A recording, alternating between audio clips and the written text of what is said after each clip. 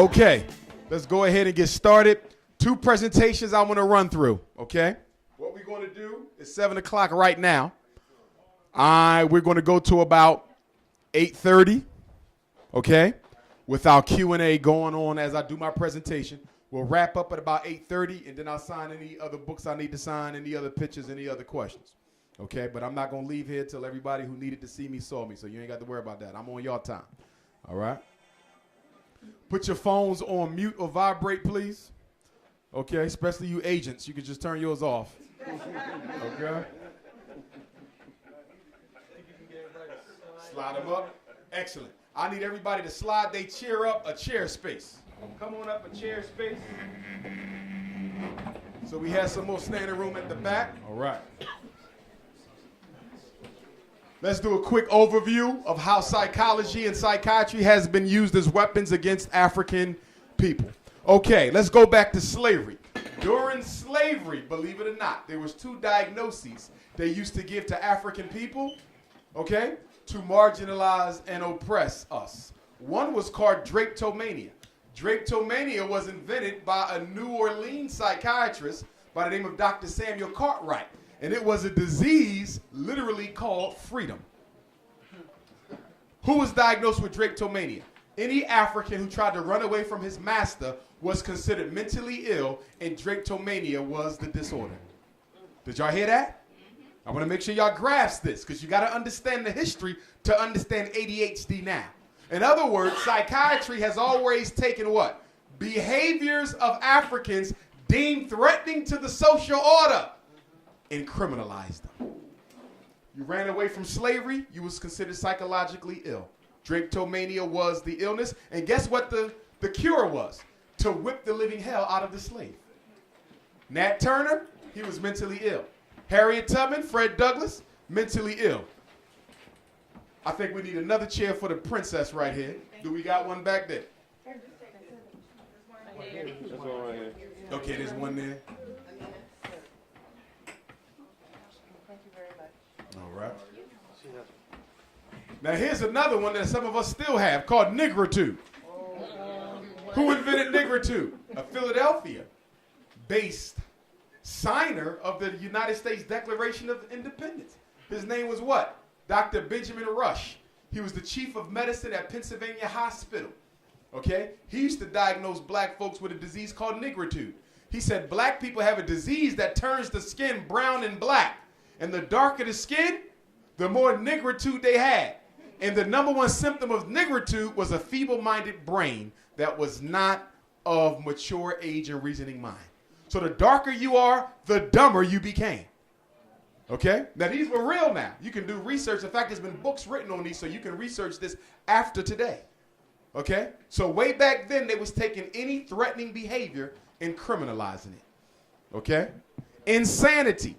During Reconstruction, that period right after slavery, 1865 to about 1887, any revolutionary black who tried to fight for the community was called insane. They diagnosed them as insane and locked them up in a mental hospital. So you could not contribute to the freedom struggle. They did this again in the 60s with the Black Panther, Black Power movement. Did y'all know that? They would take brothers and sisters in the Black Power, Black Panther movement, get them evaluated against their will, and locked up in a mental hospital. But they used the diagnosis of schizophrenia, madness. And by locking you up in the mental hospital, they could keep you out the freedom struggle. Believe it or not, psychological incarceration is worse than criminal incarceration. Let's deal with that. Why do you say it's worse? Criminally incarcerated people have a right to 3 things. They don't always get them, but they got a right to them. A lawyer, speedy trial, and the jury of your peers. If I tell the cops to come and get you, you need a non-voluntary committal because you're having a psychotic episode. They can hold you in that hospital. You don't have a right to a lawyer. You don't have a right to a jury trial. And you don't have a right to a speedy process. In fact, I don't know if y'all know this, but every psychiatric hospital in America has a judge assigned to it. Did you know that? Most mental hospitals have a courtroom in the basement. Why? Because if you say, I don't want to be in this hospital, I don't think I'm schizophrenic, your attending physician, your doctor, can say, no, I think it's best you stay. Y'all go to the psychiatric court. And the judge hears your argument for why you should be released on your own recognizance. And then they hear the attending physician's argument.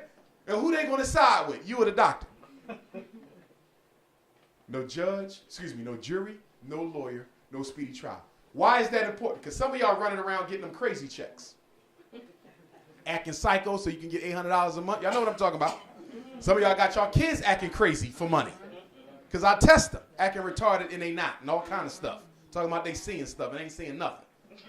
So you can get a crazy check. Here's what I want you to know about them crazy checks. If you are a black adult getting a crazy check, one day they might try to use that crazy check to argue that you are incompetent to raise them kids, and they will take them out your house. Black people are having their kids taken out of their houses for being mentally incompetent when there's nothing even wrong with you. You don't want to put them on those drugs? And you getting a crazy check? Well, guess what I'm going to do? I'm going to complain. I don't think you really fit to take care of this child. DHS, Child Protective Services. Black Family Extermination Agency. Okay? Psychological incarcerations. Most states have laws on the books that allows what? The police to lock up anybody prescribed medicine who's choosing not to take it. I said, I never heard that. Of course you ain't going to hear that. And they don't always execute that law. But they're there in case they need them. You're not taking your medicine, you can go to jail for that. It's a crime not to take your prescription. That's why they taking black children from black parents. This is why I keep telling y'all to stop getting your kids tested for ADHD. Because you get them tested for ADHD, then they get a prescription. You see the side effects that I tell you about in my book. You stop giving them the medication. Your son goes to school and tell the teacher, I don't take that no more.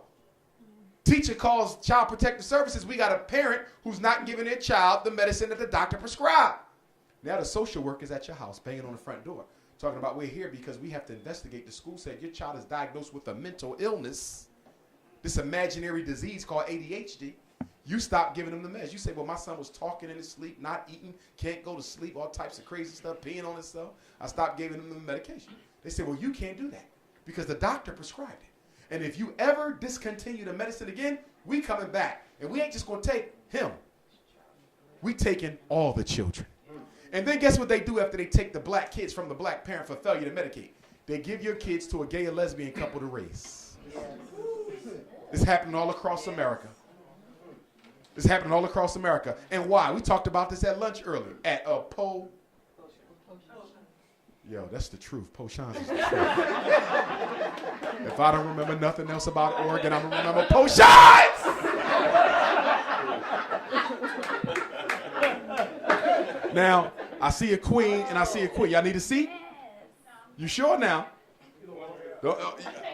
Okay, she said, there we go. Queen said they need some seats, brother. 2 queens need a seat. Okay? No, brother, we ain't doing the laps today. No laps today. Okay? All right, all right. And if any of the young brothers want to come and just sit down because there's rug up here, feel free to come up here and sit down if any of the young brothers want to do that. So anyhow, before I got off on the Poshans, what was I talking about? They're putting your kids in the gay and lesbian. Oh, check it out. Black people have the lowest adoption rate for adopting their own children in America. Did you know that? We are least likely to adopt kids who look like us, less than anybody else in the country. Okay? So as a result of that, that means what? You got all these black kids who need foster homes and adoptive homes, but black folks ain't interested because you got better things to do. You barely want your kids, right? So you ain't adopting nobody else's. Okay? So guess what happens with all the black kids? They automatically get siphoned off for the LBGT couples. And then what do? They adopt a couple black kids, foster parent 4 black kids. Now they're getting $700 a month per child. 7, 14, 21, $2,800 a month. They ain't got to work. They got a nice car and a nice mortgage off of black kids' backs. The new slavery. The new slavery. And don't let that child have mental issues. Because you know the crazier they are, the more money you get. That's right. $7, $700 to start. But if he ADHD, you get $800. If he's schizophrenic, you get a G. He need therapy, medicine, you might get $1,500 a month. 3 of them kids, 15 times 3 is what? $4,500 a month. White folks living lovely in the suburbs of black children. The new slavery. So this is what I want to encourage everybody in here to do. If you cannot afford to adopt the kid straight up, I can understand. At least be a foster parent. If you can't be a foster parent full time, I understand. be an emergency placement parent. What is that? If Dr. Umar Johnson does therapy with a child and I find out that somebody was sexing that baby up, we got to take him out the house, right? So I need somebody I can call who I can bring that child to right now, 2 o'clock in the morning, until we find a more permanent house. So I call you up. I say, Sister Kimmett, we got a 16-year-old girl. She been getting molested by her uncle. Can we bring her over there right now? I bring the child to her house. She gets paid for the time she keeps the child. And within, we don't promise, but within a day to about 3 weeks, we should be able to move that child on. If y'all can't do nothing else, at least do that. But do you want to know the real reason why a lot of us don't adopt or foster parent our kids? Because most of us are doing illegal things. Are y'all following me? Something ain't right with us or somebody living in our house, so we can't entertain helping out one of our kids because we're doing something we ain't got no business doing. And this is why you got to keep your record clean, because you know what they do? When you say you want to adopt a black child, they make it hard as hell for us to adopt our own kids. They want to come on your house. They want to know everybody's name. They want to check everybody's criminal background. So black woman, you married to a man who got locked up for selling weed 30 years ago. And they telling you can't have a foster kid because you got a man who got locked up for selling weed 30 years ago. Okay? When they used to call them joints, remember? So, my point is, y'all, keep your life clean. Okay? A lot of brothers come out of jail, no fault of their own, trying to make a little bit of money, okay? Because we ain't got no economic infrastructure for our own people, right? So he living with his girl. Girl want to adopt the child. She can't adopt the child because her boyfriend used to go to jail for selling crack. What that got to do with them being able to raise this child if he didn't already paid his debt to society? And one of the things that we're going to have to do going forward, y'all might want to host it here in Oregon. Y'all let me know. Because I'm all about bringing more attention to cities that don't get a lot of it in terms of black consciousness. We need to have a national black ex-offender conference. Right. Brothers and sisters who've been to jail, we need to bring them all together and get organized. Okay, because the system is designed to make sure they go back to jail. Black, formerly incarcerated persons have an 87% recidivism rate. Did y'all hear that?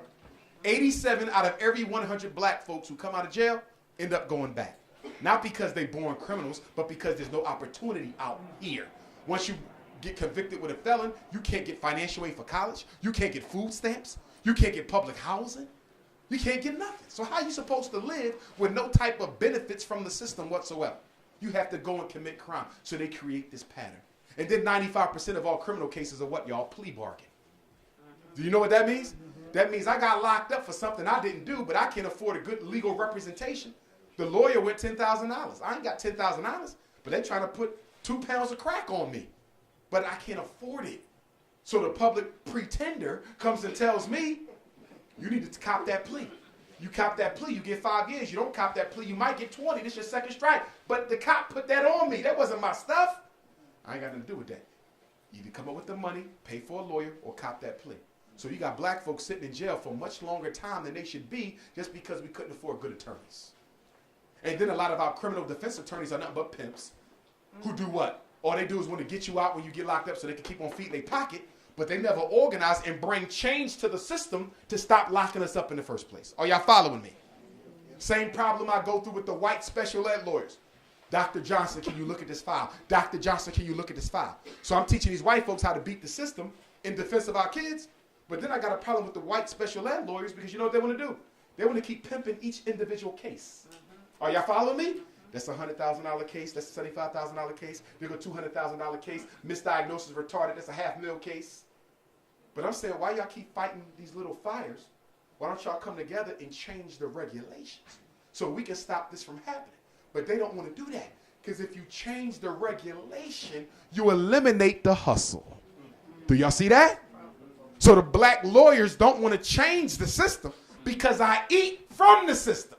So I'm going to help you get out of jail, but I'm not going to help you stay out of jail. Y'all see? And that's the issue we got in the black community, pimping each other. We got to stop that. We've gotten more capitalistic than the Europeans. Everybody looking for how they can make the next dollar. Yes, we got to live. We got to exist, but that should not be the driving energy for why you get out your bed in the morning. You must live for something greater than to make a dollar. You should be living to make a difference. Black people are disproportionately overdiagnosed with schizophrenia, especially if you come from the Caribbean. What is it about black folks and schizophrenia? Now, schizophrenia is psychosis, right? In order to be schizophrenic, you got to meet one or two criteria. You either have hallucinations or delusions. I want to make sure y'all know what these is. Our schizophrenic folks. Let's start with delusions. Delusions are beliefs you hold to be true despite evidence to the contrary. I believe I'm Jesus Christ. That's a delusion. Okay? I believe something that ain't true, even though I got evidence to show me. That's somebody who's in their head. Y'all follow me? Delusion. Okay? Sister, your man think you've been cheating on him. Delusional. Right? But anyway, we'll get to relationships later. That's delusion. Belief is mental. Now let's talk about hallucinations. Hallucinations are sensory experiences you think are happening that are not. So when we say sensory, what are we talking about? Touch, taste, smell, sight. I think I smell blood, but there's no blood here, right? That's a hallucination. I think I see Elvis Presley. That's a delusion. Excuse me, that's a hallucination. Who phone over here ringing?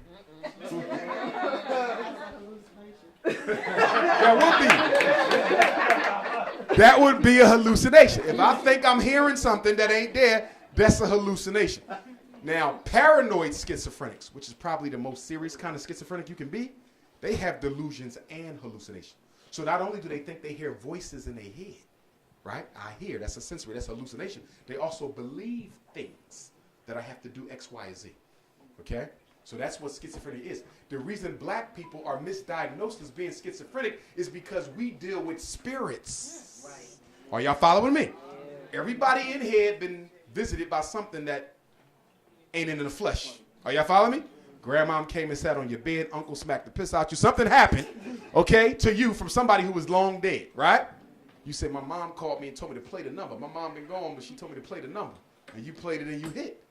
But if you go tell the white psychiatrist that, I just hit for $5,000. My deceased auntie came and told me to play 666. Let me take that back. She told me to play 1212, okay? And it hit, right? White man gonna say you schizophrenic because you're telling me you see spirits. You see? Hallucination. And you believe those spirits are your ancestors. Delusion. So he's gonna call you crazy and give you some Depakote and some Risperdal, and you're gonna be high as hell by the end of the day. Y'all see? So I'm telling y'all to say what? Don't go to white therapists talking about you deal with spirit, because they will have you hooked up on all kinds of drugs, because they don't believe in spirit. They don't believe in ancestors. Remember, white psychology is based on European science, which says if they can't touch it, if they can't taste it, if they can't control it, if they can't feel it, if they can't manipulate it, it don't exist. Are y'all following me? So if you go to white folks talking about you saw something that they can't touch, taste, smell, or sell, y'all see that? It don't exist. They're going to call you crazy, which is why you need to be careful who you send your kids to for therapy. Because in the African tradition, who are the closest people to the ancestral realm? The children and the elders. So let's say you got a 6-year-old. You took her to the white therapist because you thought she had some stuff on her mind. She's telling the therapist that she has a special friend at home, and it's a spirit, and she talks to the special friend. If she's not careful, that white therapist might try to diagnose her with a psychotic episode, put her on some medicine. But guess what? That special friend she's talking to is her great-great-grandma. It's not in her mind. Because our ancestors talk to our children. That's why a lot of times when you see your kids playing in their cribs and stuff, talking to people, they talking to ancestors. And they talking about your ass.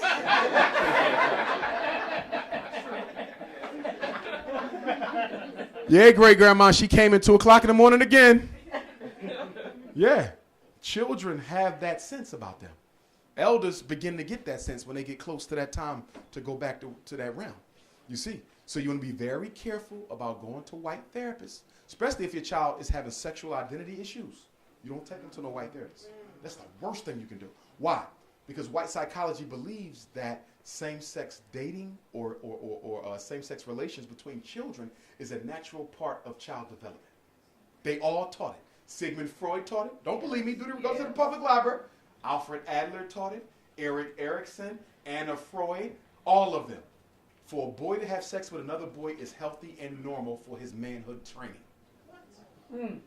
This is in the psychology of Europeans. So if you've taken a black child to a European therapist because he's sexually confused, do you know what the therapist is going to tell your son when you ain't in that room? This is who you are. Accept it. Don't let your mother and father try to convince you that you're not this. If you're feeling things, then that's probably what you were born to be. They're going to brainwash the hell out your child. And after 8 therapy sessions, your son going to come out the therapy room floating. Okay? So you better be careful. And by the way, you can also check if the therapist is sexually confused. There's a database. It's the National Association of Gay and Lesbian Psychotherapists. Oh, y'all didn't hear about that, did y'all? National Association of Gay and Lesbian Psychotherapists. You go to the website and you type the therapist's name in to see if they pop up. Because the average therapist ain't going to tell you they're gay. Okay, so y'all need to be careful about that. Especially if it's sexual confusion. If sexual confusion is the reporting problem, you don't take them to a sexually confused person because now you got 2 crazy people. Okay? So you want to be really careful about that. And you want to be careful about therapy for anybody, including yourself. Why? Because not all psychologists are trained in therapy.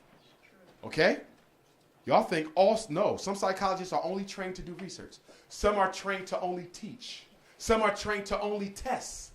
So when you go get in therapy, you got to ask somebody, were you trained in therapy? Well, I'm a licensed psychologist. I didn't ask you were you licensed. I said, did you get training in therapy? Some of y'all had y'all kids in therapy for 2 years and ain't nothing changed. Y'all been paying all this money. Some of y'all been in therapy. Some of y'all been in therapy with crazy therapists who you had to become their therapist. Yeah. You ever been in that? Yeah. You're like, damn, I'm going to help her every week and paying to help her. So you got to be careful out here. Remember, white psychology don't deal with spirit, which is interesting because the word psyche means what? The word psyche means soul. It comes from an African word that means soul. Psychology was originally study of the spirit, y'all. But white folks don't believe in spirit, so they turned the word to mean mind. But it's study of the soul, which is why white psychology will never be able to fully help black folks because it doesn't address our soul needs. We got to evolve our own therapeutic program. And some of the black psychologists are doing that, Wade Noble and others, but we have to do a little bit better. Because at the final analysis, y'all, anybody black with a mental illness is suffering from a disconnection with your God self. Did y'all hear that? Every addiction is a disconnection with your God self. Every depression is a disconnection with your God self. In other words, your mind is running your life and not your spirit. And most of the time, our negative emotions are actually blessings. When you feel unsatisfied, that's a good thing because that spirit let you know your life is out of balance right now. You in a relationship and you're not feeling at peace with it. Why are you fighting the emotion instead of fighting the circumstances in the relationship that give rise to the emotion? Bad emotions are blessings if you act on them.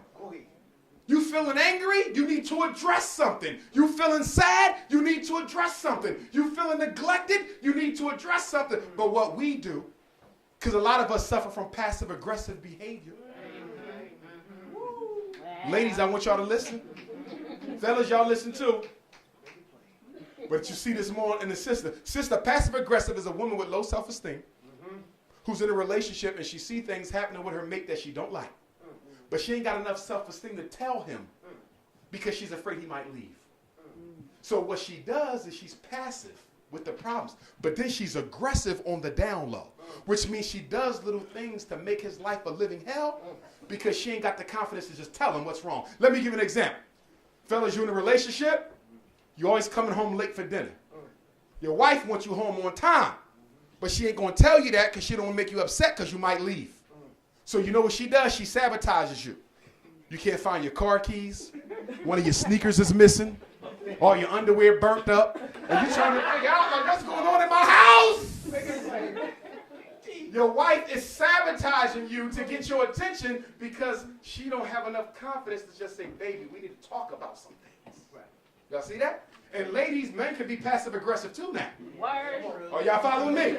He got an issue with the fact you cool with some other guys you used to go to school with, but instead of telling you I'm not comfortable, he just do little smart stuff like leave you waiting in 6 feet of snow for 2 hours.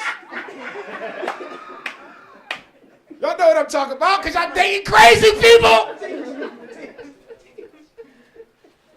So, let's talk about mentally gifted. I want y'all to grab this one. If you think your child is mentally gifted, what you're supposed to do, you write a letter to the principal.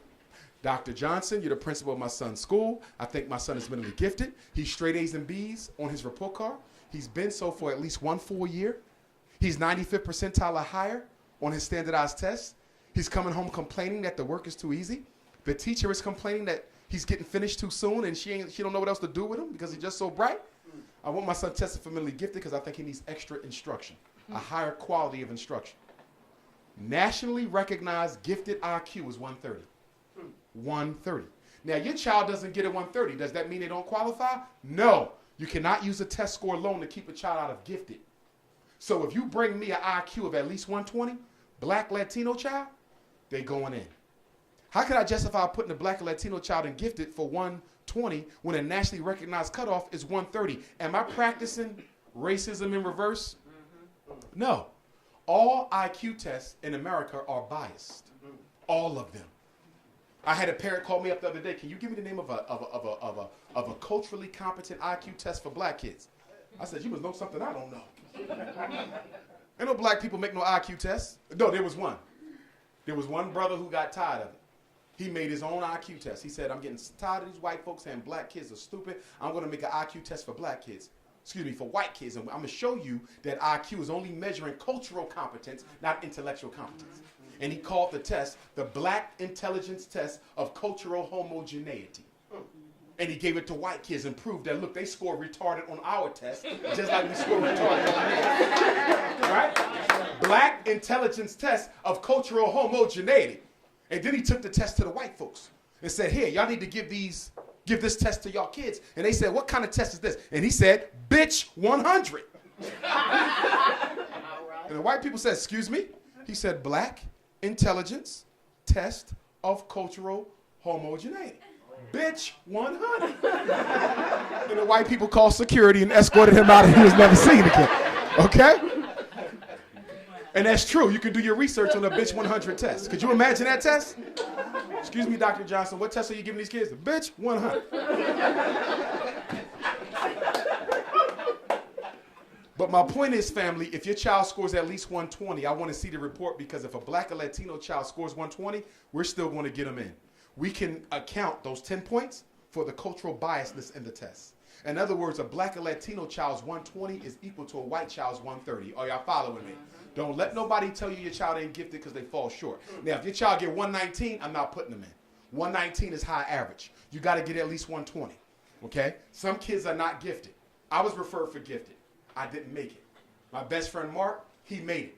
I was a high achieving child, but Umar Johnson wasn't a gifted child. There's a difference. Mark, it came to Mark like this. Water. Now, some of y'all think all black kids are gifted. Yeah, in a certain way, but let's not confuse that. We have some children who are born from God with an ability to figure things out in a snapshot with almost no effort. Are y'all following me? In fact, in my school, I'm going to have a gifted program because some children need something more than the rest of them. Okay, the worst thing you can do is keep an intellectually elite child in the class where they're not being challenged. But I'm not going to have no bourgeoisie gifted program because I had enough of that W.E.B. Du Bois talented 10th crap. We ain't doing that no more. Okay?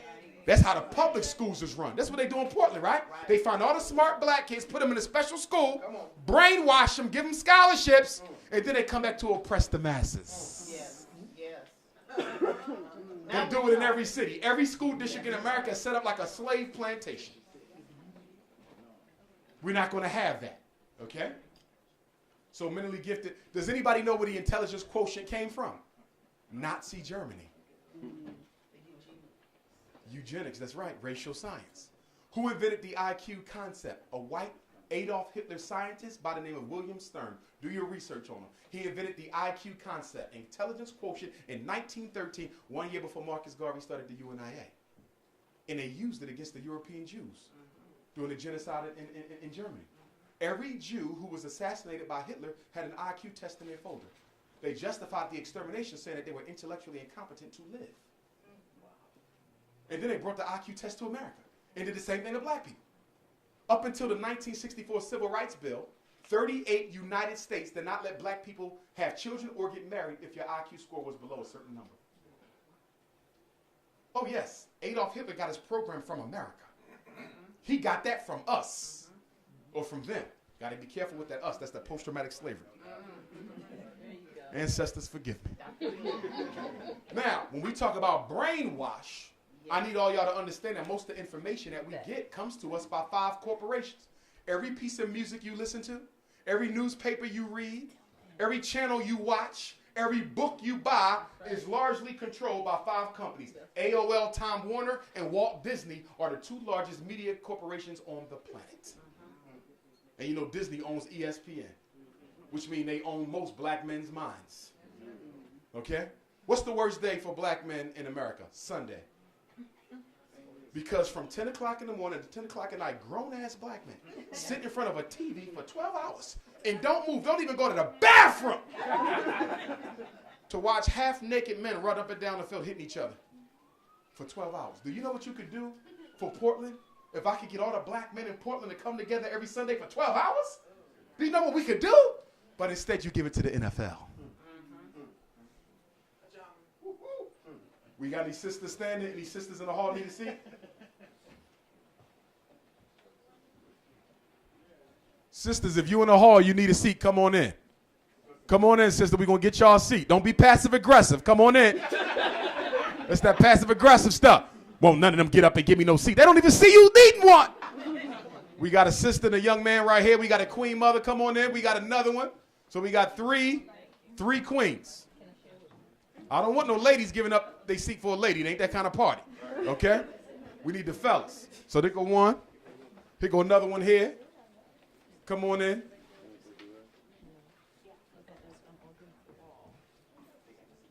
Yes, you can, Bob. Oh, there you go. Yeah, just take that bag off of there, Bob. Here go a seat right here, good sister. All right, don't forget if you ordered your fish, get your fish because it will be eaten. Okay? Get the fish. Who's the other companies, y'all? Bertelsmann, Viacom, and Rupert Murdoch's News Corporation. They own 95% of all media. Okay? Media is important. Propaganda is important. What did Adolf Hitler say about controlling people's minds? Hitler said, keep the lie simple, keep the lie big, and keep telling it over and over again, and sooner or later the human mind cannot resist. That's why we need our own schools for our children. You're telling them they come from kings and queens once a week. And the white man is telling them they come from slaves the other 6 days a week. Now, your information is true. His is false. But the mind isn't run on truth. The mind is run on repetition. Y'all see that? Whoever gets to the mind the most wins. It's like a woman being physically abused by her partner. She's the most gorgeous woman in Portland. But that man separates her from any other frame of reference but his own. And he starts working on her psychologically. And after she's been abused for after 3 months, she thinks she's nothing because that's all she heard in that house for 3 months. That's why, black woman, if you're in a domestic relationship that is abusive, you got to get out of it. And stop making excuses for why you stay. Like we're married or we have children together. So you're telling me you want your daughter to see her mother getting her head bashed in? Which sets it up for her to accept it herself? You want your son to grow up seeing his mother getting hit on? Which means what? He's more likely to beat his own woman when he grows up? You ain't helping them kids by letting them see you get hurt, sisters. And for my brothers in the room, because I'm not going to put all this on the sisters. What we need in Portland is a ski mask club. Y'all do know what the ski mask club. That's a dirty dozen of brothers, but they not dirty, they clean.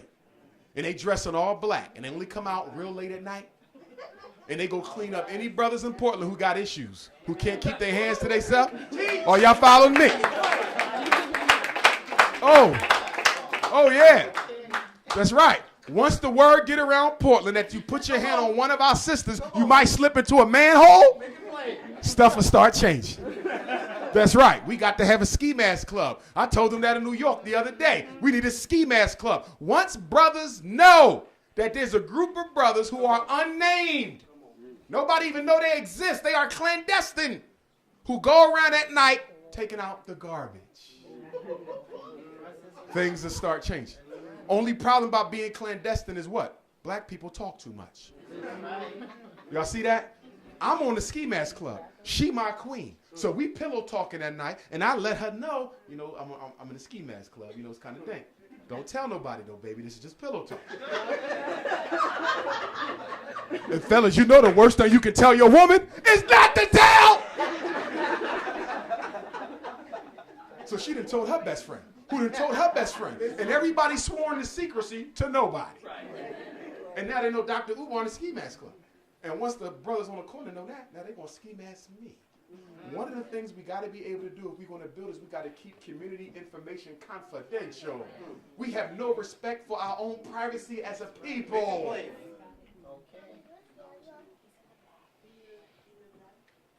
Do I need a rap?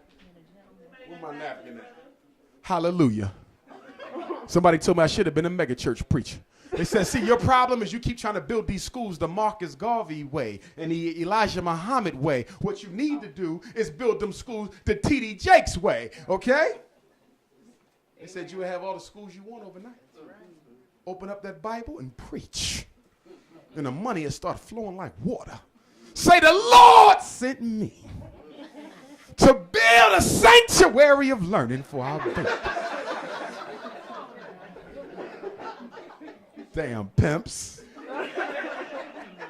You heard about T.D. Jake's son, right? You heard about him? He was in the park playing with his fiddle. Y'all heard about that? Yeah. He's in the park flashing people. T.D. Jake's son? Creflo Dollar beat his daughter with an alligator shoe. And Eddie Wrong, y'all heard what he did, molested them boys down there. And they put him back in the congregation. Talking about some God forgave him. How you gonna forgive when you wasn't the one offended against? You gotta watch that church talk. Miseducation, psychotherapy, absence of daddy from the home disorder. Stop getting your kids tested for ADHD because they're gonna qualify because it don't exist. ADHD is normal black boy behavior. Did y'all hear me? I don't believe you, Dr. Umar. Can you give me some of the criteria? Let me give them to you. I know them all by heart. Fails to pay attention to detail. Cannot play quietly. What child you know plays quietly?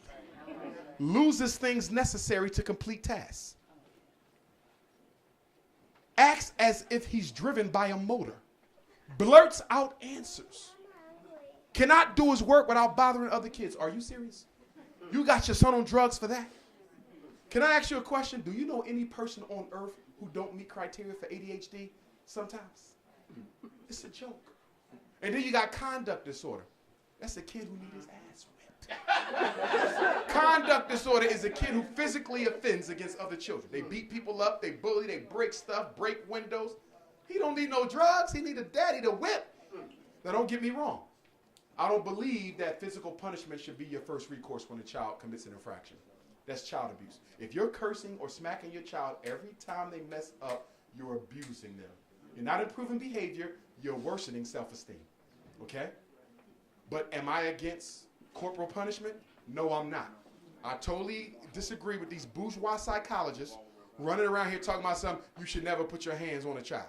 Black man, you come home and your 13-year-old son is in your wife's face like he gonna hit her, whip his ass. Okay? I want to be clear.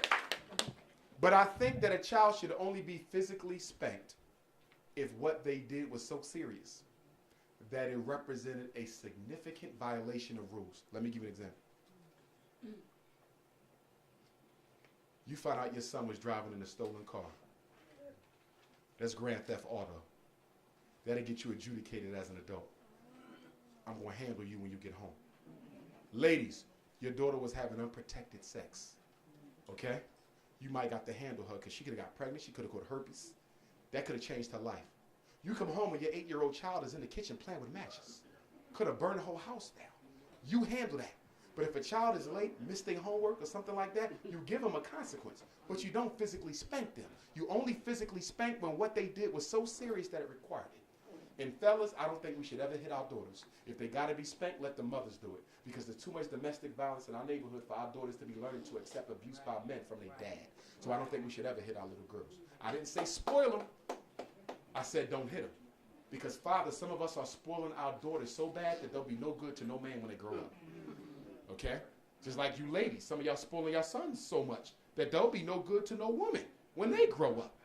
Okay? You cannot afford to spoil a black child because none of us are going to have a silver spoon in our mouth when we get out in the real world. So if your son or daughter is growing up thinking that everything's going to be handed to them on a silver plate, you set them up for failure because you are not preparing for life after you leave this earth. If you're the spoiling parent and you die tomorrow and that child ain't got no backbone, no work ethic, what are they going to do with their life? Don't cripple them kids. Make them walk. Homosexuality.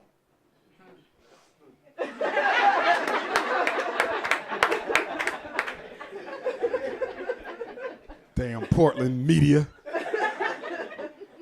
I got people, you sure you don't need to come back to Philly? Because I heard they got Ku Klux Klan all up in Oregon. In fact, I heard they don't even sleep in houses. Everybody in Oregon live in caves and stuff. Are they even developed? I mean, emails all day, all over Facebook, Portland this and Umar Johnson this. I woke up today and I was on y'all news. I said, damn, I made the news. Umar Johnson, controversial psychologist, said that homosexual is a mental illness. It is. Okay? But can we deal with some facts about the homosexuality? Like it was considered a mental illness for all of American history till 1973, and y'all only made homosexuality normal because y'all wanted the homosexual movement to replace the black movement. Did y'all hear that? Oh, yes. This was by design. They used the homosexual struggle to hijack the black struggle. Why you ain't heard nothing about no black civil rights lately? Listen. Who ain't heard about some black civil rights lately? All you hear about is gay rights. But they say gay is the new black. Okay, it's not, but that's the propaganda that they pushed.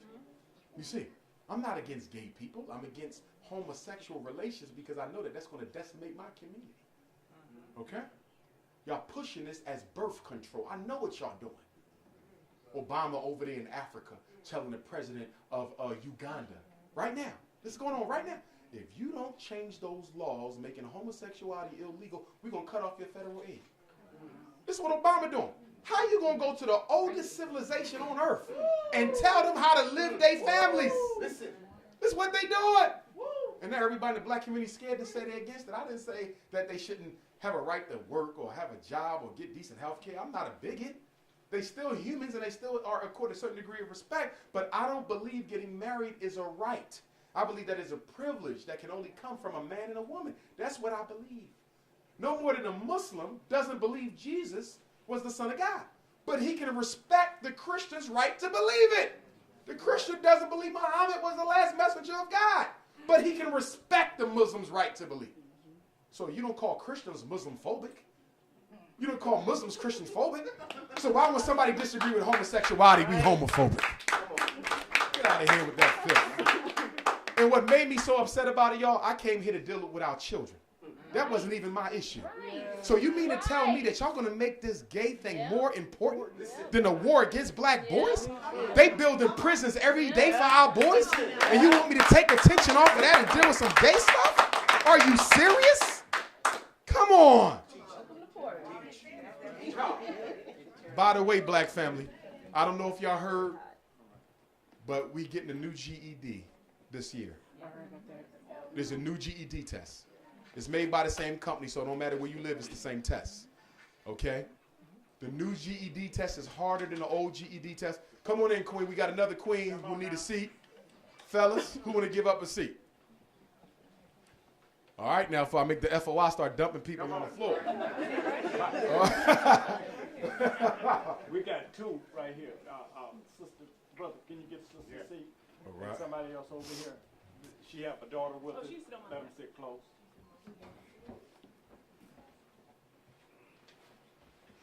Thank you, brother. Appreciate that, my brother. You could definitely grab a seat there. Now, first of all, I don't believe any of our children know what the hell they talking about when they call themselves gay. Are y'all following me? They buying into a concept that's being propagated on TV and in the public school books that they read. Our kids ain't gay.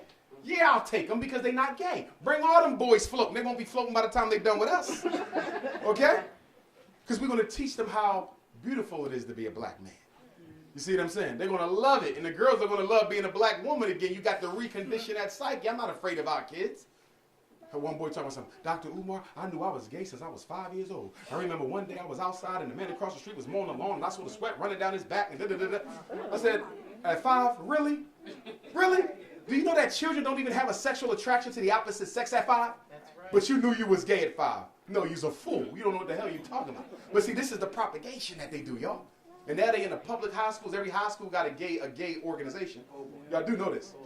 Every high school in America got a gay club run by the gay teacher. You see? But so when you come talking about you want a black studies organization, then it's a problem. In Chicago, they got an all-gay high school right now. You can't go if you're not gay. But when we said we wanted an all-black boys school, they fought us, remember? You can't have no school just for black kids. That's bigotry, but the gay kids can have their own school. So they're discriminating against us in favor of that lifestyle. You see? So we just got to know where we stand, y'all. We can't be afraid to let people know. But I'm going to tell you when this thing really got bad. It really got bad when the black church got co-opted by the homosexual struggle. Okay? We talked about this earlier today. This is how they set it up. George W. Bush, 8 years in office, what did he do? He set up the faith-based initiative.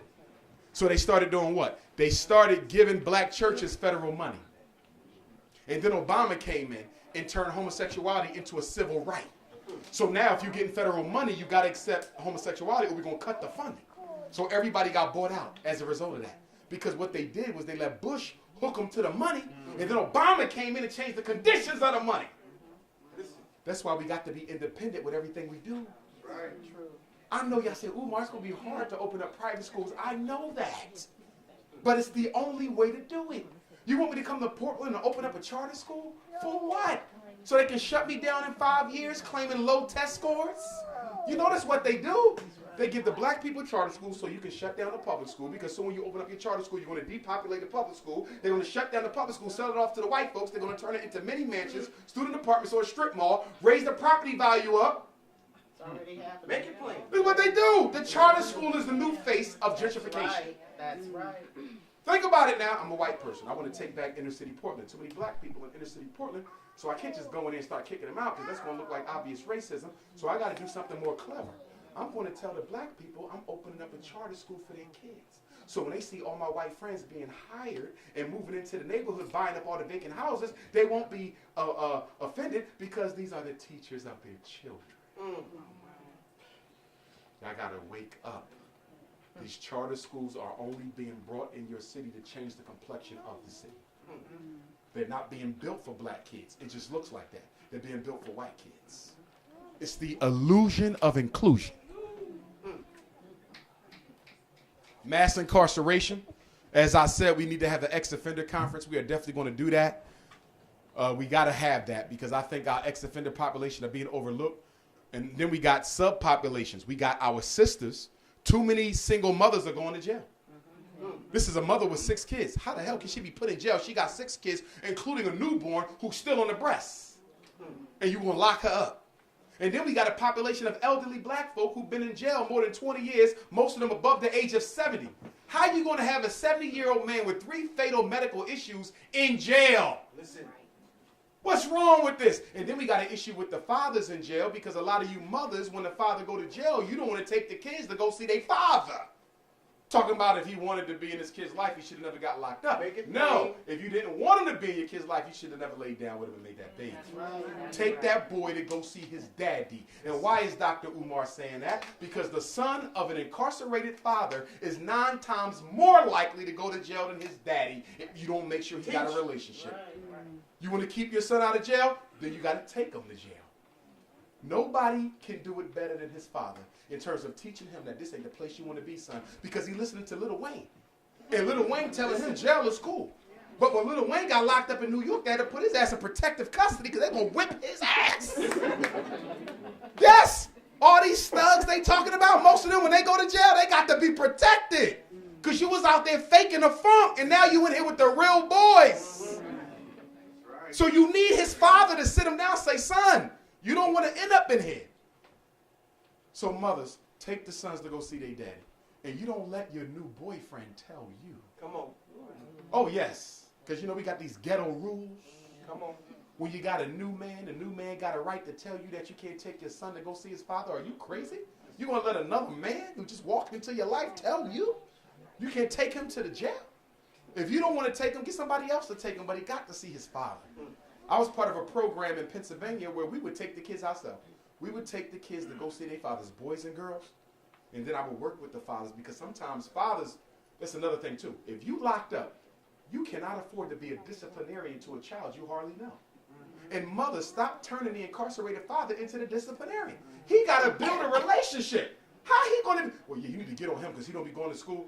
If that man tells that boy to get his act together and he don't even know him, he ain't never coming back to see him again. And fathers, if you are the non-custodial parent, you have to resist the temptation by people to by the mother to turn you into the disciplinarian.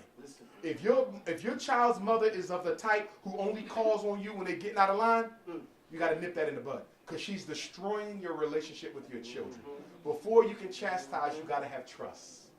Before a child will not accept punishment unless he knows it's being done with love. Come on.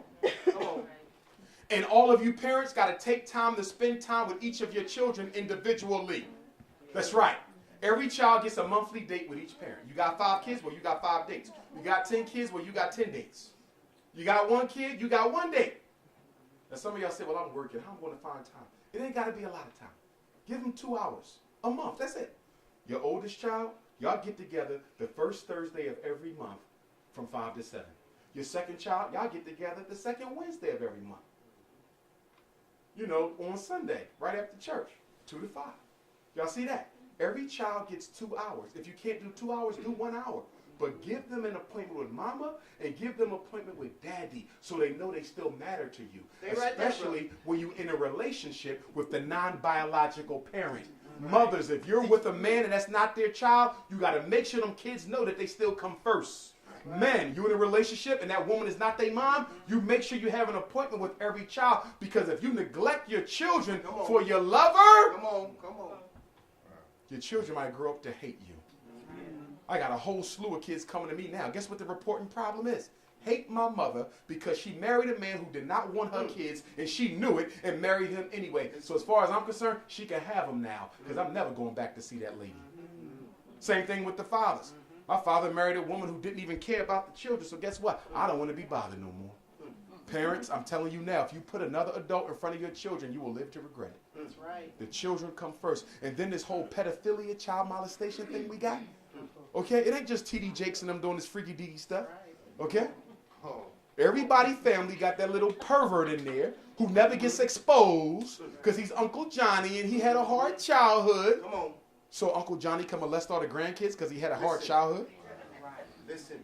Okay, you don't want to get him locked up. Okay, but you got to get him out the house. You just can keep letting him molest all the kids. You know how many black women are living with shame to this day, some of you in here, because you was molested and the whole family knew, but nobody wanted to deal with it. Listen. And so you forced to bear the shame of the family. And we got a nerve to talk about what Jerry Sandusky doing and what Eddie Long doing. Look what we doing in our own communities. I get the phone calls. I have the kids who come to me, Dr. Umar so-and-so wants to talk to you. It's very important. But Dr. Umar, be in touch. And I told my mom, but my mommy said I get what I deserve because if I was a dresser like that around her boyfriend, he wouldn't have pursued me. Mothers competing with their daughters. You know we got a big problem with that in the black community. Yeah. Oh, yeah. Mom 38, daughter 16, they compete. They compete. Okay? That don't make no sense.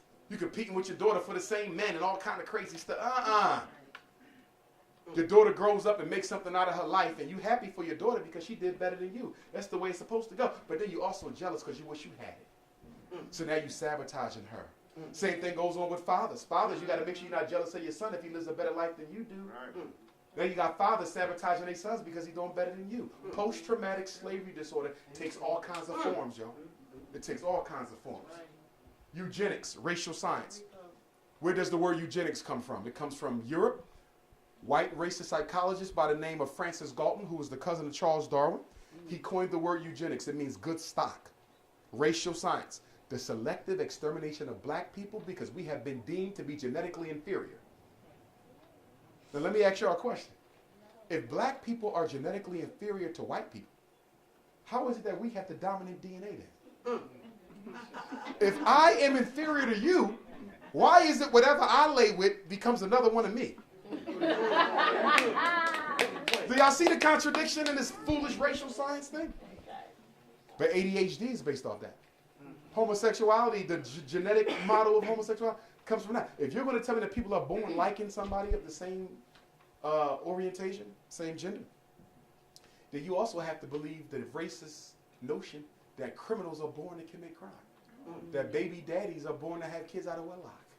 Because you know that's what eugenics is. They say that your personality traits are inborn in your DNA. This is why they start giving black men longer sentences and mandatory minimum sentences, because they said black people's DNA is defective. Black men are born to sell drugs. So you cannot rehabilitate them. What you need to do is put them under the jail. And then they get black bourgeoisies to back them up. Now, I'm not from Portland, and this is my first time here, but I'm willing to bet every dollar I got that y'all have a black bourgeoisie here. Yeah. You know how I know? Because I know how white people control black people. And they do it through other black people. Come on. Okay? I'm willing to bet that it was a bourgeoisie who put me through this whole stuff. I bet you it was a Negro at the bottom. I bet you. How much you want to bet? Go ahead, bro. I got some ideas, but I got to do some research. I bet you. Ain't no black folk. Because first of all, white folk was behind it. They would have canceled me weeks ago. They're not waiting to the last minute. This was a Negro thing because it was messy and it was last minute. That was a Negro who called that woman. Okay? And y'all gonna help me find out who they is? And we gonna ski mask them!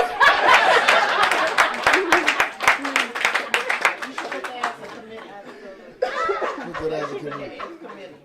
Ski mask. Special ed. I'm gonna stop on this slide and switch to my other presentation. Special ed was created by the United States government in 1975. I was 1 year old. I'm 39, so special ed is 38. It's a 38-year-old program that has failed our children. Do you know why it was created? Let me take you down memory lane. In 1954, the United States Supreme Court said you could no longer use race in education. Y'all remember that? Brown versus Board, right? That was 54. 64, we get the Civil Rights Bill. Dr. King. Half the school districts in America are still segregated, right? Even after the Civil Rights Bill. 10 years after Brown. Then we come up to 74, my birthday, right? Half the school districts in America, 20 years after Brown, are still segregated.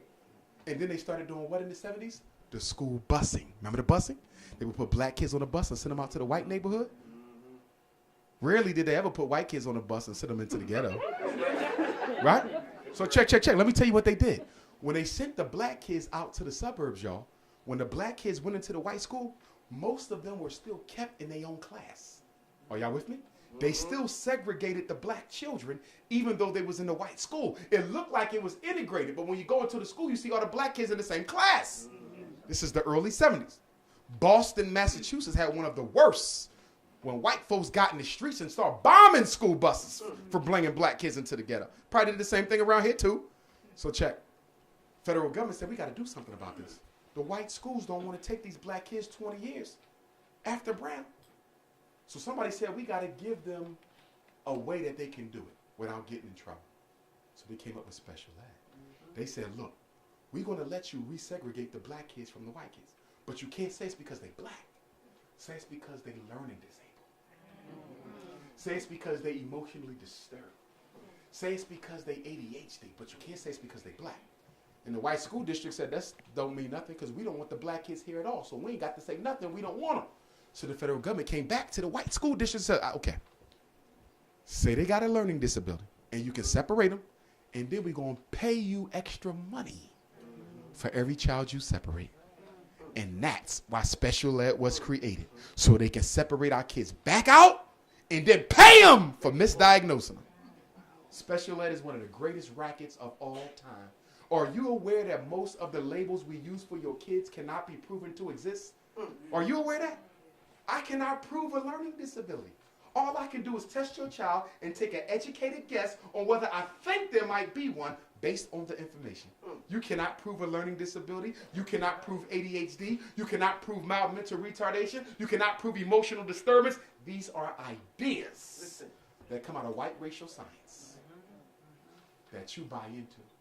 Your child got an IEP, you bought into something. It might be accurate. Some of our kids are autistic. We do have severely and profoundly mentally retarded children. We do have deaf kids and blind kids and kids with brain injuries and orthopedic impairments. Yes, we do. But you can prove autism. You can prove speech and language impairment. You can prove blindness. You can prove profound mental retardation. You cannot prove ADHD.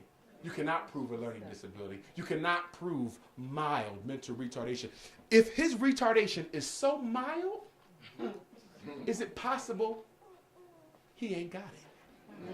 If it's so mild, is it possible he's just a slow learning kid? If it's so mild, is it possible that he has what I like to call ABT? This is my disorder. I made it up. And you know what it stands for? That black boy ain't never been the hell taught in the first place. Let me tell you what they do. They miseducate him from preschool to 3rd grade. They special educate him from 4th grade to 7th grade. They medicate him from 8th grade to 9th. And from 10th to 12th, they just wait for him to drop out. White supremacy's rites of passage for black and Latino boys. Have you noticed public education is the only industry in America where the employee, the teacher, can never be blamed for the child not being able to learn? Have you noticed that? When the last time you found a Portland public school teacher who was fired for not being able to teach? Never. That's why I don't have mercy on educators. Don't give me that. You got the summers off. You get more days off from work than any other professional in America. You have the greatest job security on the damn planet. Even if I can prove you can't do your job, you don't get fired. You know what they do? I'm a former school administrator. If I had a teacher who couldn't teach, do you know what I had to do? I had to write her up. And if I wrote her up enough, they would just transfer her to another kid's school so she can miseducate them kids. Does that make any sense to you? Well, at least your kid ain't being miseducated no more. What you complaining about? So they recycle the bad teachers. And then they got these things called senior career teachers. You ever met them? These are the women who've been in the school district 30 years. These are the old white women. They've been around. They taught your mom, your grandmom, your cousins.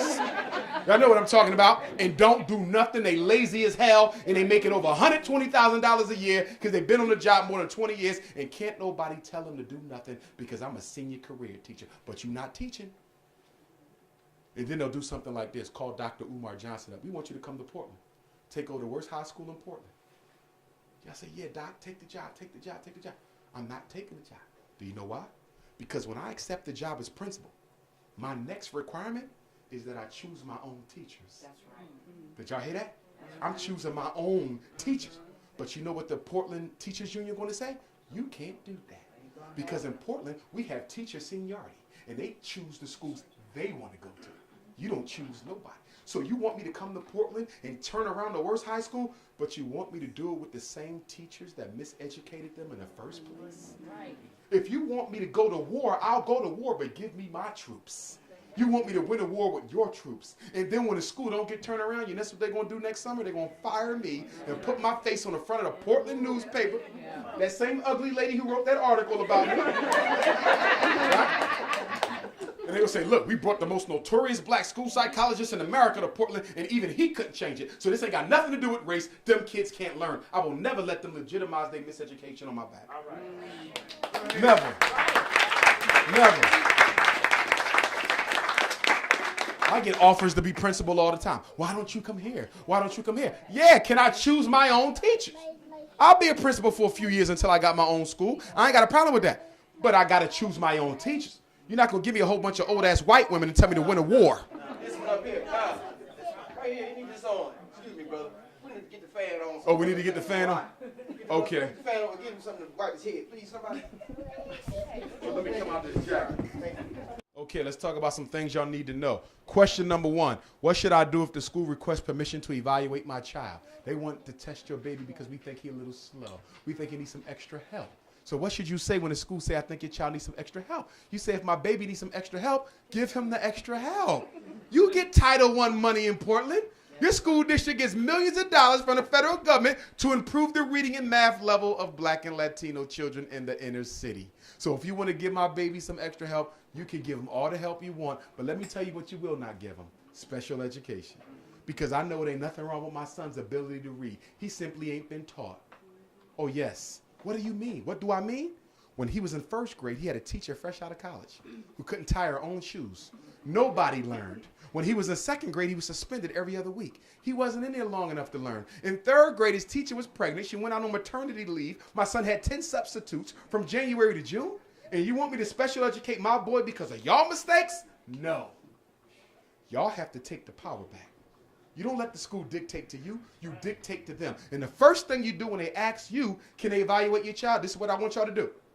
Can you please give me a written letter fully informing me of the reasons as to why you want to evaluate my daughter? Make them put it in writing. Y'all problem with schools is y'all keep talking too much. Get it in writing. You don't let them do no verbal because a verbal can't be proven. You have no proof of what they're saying. That's why they don't like giving you stuff on paper in school. We got a queen coming through. Come on in, good sister. We packed in here, honey. Okay, there's a seat back there if you want to go on back there, good sister. So you always get it in writing. What else do you do? If you ever hear the teacher or principal say something illegal that sounds illegal, what I want you to do, can you please put that in writing? You just told me that if I don't get my son evaluated, he can't come back to school. But I know evaluation is my prerogative, not yours. So can you please put that in writing?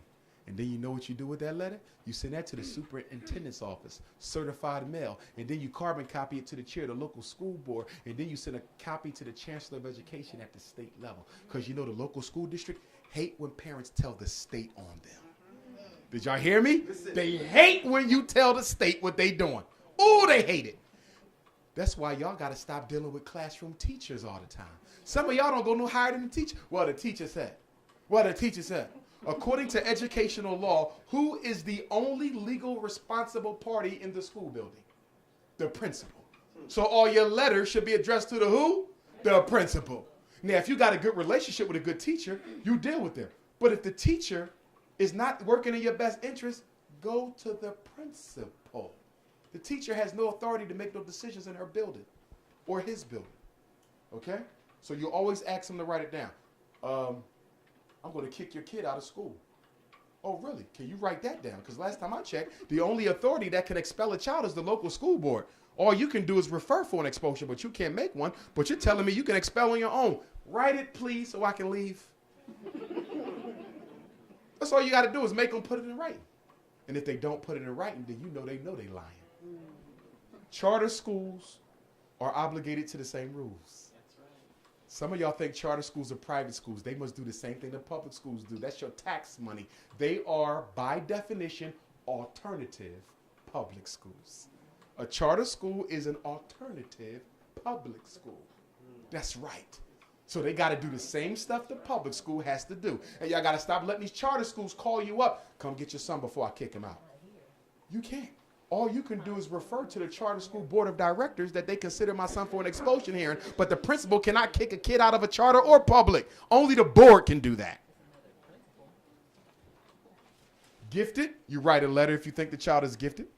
Let's talk about preschool kids. If your child is 3 years old, but not yet kindergarten, but you see some problems with that child, then you get them tested. Special ed starts at age 3. Special ed goes to age 21 or high school graduation, whichever comes first. Why is that important for you to know? Because your son is about to graduate from Jefferson High School this year. But you know he still can't read. So you know what I'm going to have you do? I'm going to have you give that damn diploma back to the principal. And you're going to let that principal know that my son is not ready to graduate. He's going to be in special ed till he's 21. Now, y'all say, well, my son not going to go back to the school after all his friends graduated. You're right. And he don't have to. Jefferson Public Schools, or more appropriately, Portland Public Schools, is going to hire a tutor who's going to come to your house every day and tutor your son until he's up to grade level or 21, whichever comes first. I need y'all to stop accepting diplomas for kids who you know ain't ready for life. Listen, give them back. You ain't done yet. In fact, next time they give you a diploma for a kid who ain't ready, I want you to roll up a nice blunt and smoke it with the...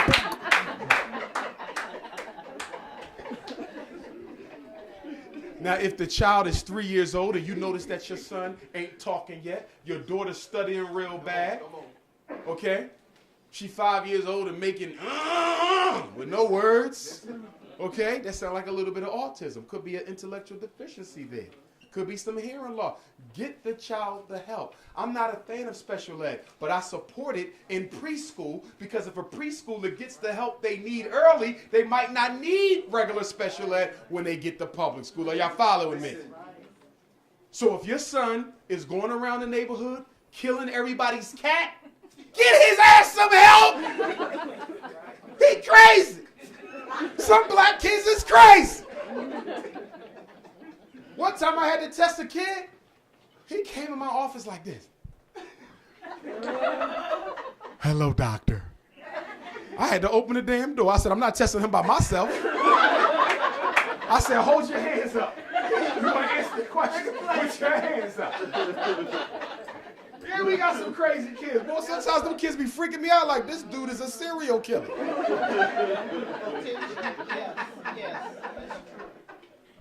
And the funny thing about the children, I'm going to come to you in 1 second, Queen Mother. Funny thing about the children is you can always tell how the parent is when you see they baby. Oh, my God. You ever see one of those narcissistic girls? She's in 7th grade. She got a body like a grown woman. And her mother lets her come to school exposing all her gifts, right? The tightest jeans, the smallest miniskirt, cleavage out, tattoos, crazy lipstick, wild hair. 7th grade, dressing like she's 30. Right? And I say to myself, I know the mother is going to be just like this. And then you call the mother up. And she comes into school, 40 years old, dressed the same way as her daughter. Y'all know what I'm talking about? It runs in the family. That's why I'm getting tired of y'all talking about something. I don't know what happened to my child. You have it.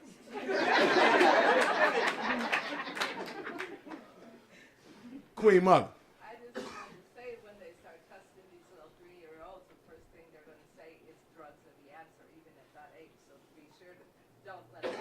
Right.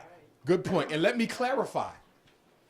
ADHD is not a special ed disability. Right. Stay with me. I need y'all to get this. Conduct disorder is not a special ed disability. So if it's not a special ed disability, how can a child end up in special ed for ADHD? I'm going to tell you why. One of the categories in special ed is called other health impairment, OHI, which says if a child has a pre-existing medical problem, they can qualify for special ed if it's necessary. So you get your child tested, he gets diagnosed with ADHD, right? You bring that report to the school, which you shouldn't have done because you talk too much. But you told the school that Raheem was diagnosed with ADHD. So guess what they're going to do? They're going to now take this information that they didn't need to know and you didn't need to tell them to use it to special educate Raheem. Parents, don't tell the school anything that's going on outside the school unless it's necessary. Too many black kids are being put in special ed for ADHD who do not have a problem learning. In fact, most of the ADHD kids, so-called, are mentally gifted. And the reason they can't sit the hell still because the work is too easy. Yes! That's why he can't pay attention because he's the first one finished and there's nothing else to do. But you don't let him get tested for gifted, but you got him getting drunk on kitty crack.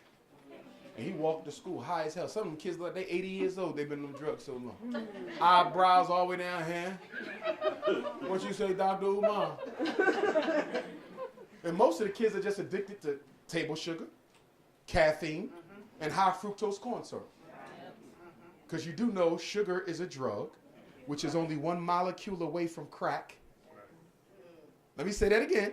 Sugar is a drug and was once classified as a drug by the FDA. If you don't believe me, do your research. Sugar was classified as a drug until the sugar companies lobbied Congress to take it off the list of addictive substances. That's why table sugar looked like crack, feels like crack, and got the same side effects as crack. And the reason why a lot of y'all can't get y'all kids off of sugar addiction is because y'all addicted.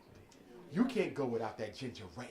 You need that Bryce. You need those chewy chips Ahoy! You should see, when I tell parents to put the kids on a sugar fast, you should see how they look at me. I say, go home, anything in your house with sugar or fructose or sucrose or anything, unless it's in a fruit or a vegetable, you throw that out. For 90 days, no sugar. Y'all look at me like I'm crazy. Because you know the problem ain't ADHD, it's sugar addiction. And have you seen a child who's been addicted to sugar, not get none for a few days? He looks like a full-fledged heroin withdrawal addict. And then when you put them on Ritalin, they go through withdrawal from that too, because that's a drug. So all you doing is giving them a drug on top of a drug. It's a shame. And nobody tell you about the side effects. Kill brain cells. These drugs mess with the kidney, the heart, the liver. Did y'all hear the new research? Risperdal. Listen to me. There's a class action lawsuit by a group of white lawyers because Risperdal, which is an antipsychotic they give the black boys to sit still, it causes an increase in the amount of prolactin hormone in the bloodstream of black boys. Stay with me. That means, now my sisters know what prolactin is, right? Prolactin is after a woman gives birth to a child. The prolactin hormones go up to help her grow her breasts and lactate so she can feed the baby. So guess what Risperdal is doing to our boys? Is raising the prolactin. So a lot of our boys are getting breasts. This just came out a few weeks ago. This is brand new information. Now your son gonna need a bride. This is real, y'all. Can you imagine that? 16 years old and you got full-fledged breasts? And you looking at your mom and daddy like, what was going on that night? I'm telling you, y'all, keep them off them drugs. It's crazy. And then they had another research study where they gave mice Ritalin. And all the mice they gave Ritalin to, guess what it did to the mice? The testicles swelled up and they began to release seminal fluid. So that's happening to mice. What is it doing to your son? Some of our boys won't be able to have children when they grow up because you're giving them brain drugs. Remember, our hormones are regulated by the hypothalamus. Right. The brain's brain. This is where all the hormones, the commands come from right here. So if you're giving them Ritalin and Ritalin works by messing with this. That's right. Baldness is another big side effect from the brain drugs. A lot of y'all kids going to be bald-headed at 6. Could you imagine that? Bald-headed at 6. And it messes with the growth of the body. So your son was supposed to be 6'3" like me. But now he's going to be 2'3". Like Gary Coleman. Because you want... I'm mad at it. Okay. Show of hands. Can the school reduce your child's grades based on behavior? Raise your hand if you say yes. There go one hand. Anybody else? Can the school reduce the child? I know what they do. I said, can they legally do that? Are they supposed to be doing it? No. In the United States of America, it is illegal to reduce a report card grade based on behavior. That's exactly why there's one grade for academics, A, B, C, D, F, another number for effort, and another number for behavior. You cannot give a child a B who earned an A because he talked too much. You cannot give a child a C who earned a B because they're disrespectful. You cannot change the academic grade for behavior. But a lot of y'all kids are getting low grades. That's right. So what are you supposed to do when that happens? You write a letter of complaint to the principal. You carbon copy the superintendent, the local school board chair. My son earned an A. I got all his tests. There's no way he can have a B because he got a 90 on everything all year. I want the grade check. Oh, we don't change report card grades. Excuse me. That's not a state law. That's your policy. And guess what? You want to change my son's grades. Academic racism. You got to fight for your kids, y'all. And mothers and fathers, can y'all do me a favor? When y'all go to the school together, y'all got to be on the same page. Because y'all be acting like fools up in there, fighting and arguing in front of these white people. It's insane. Y'all supposed to talk that through. And then mothers, y'all got to stop letting the system use you against your son and his father. Some of y'all going up there telling the school, don't talk to his daddy when his daddy come. You don't do that. See, what you got to understand, mothers, is you will never know what it's like to be a black man. We know. We lived it. So when our son comes home and say, Dad, I ain't really do that. We know he telling the truth because we done got hoodwinked so many damn times. But because our women have a little bit more faith in the system than we do, y'all take the teacher side instead of the son side. So what I need y'all to do, let the fathers deal with their sons. Come on. You deal with the daughters. Make it plain. Okay? And mothers who are married and the father's there, stop interfering with his discipline for his son. Come on now. I got to stop this. Well, I think he was too hard. Okay, what you think the white man gonna be? You think he gonna be easy? We trying to make men stay out our business.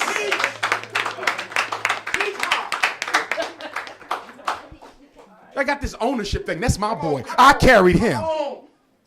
Okay? But that's my son. Let me make him into a man because you trying to wussify my boy.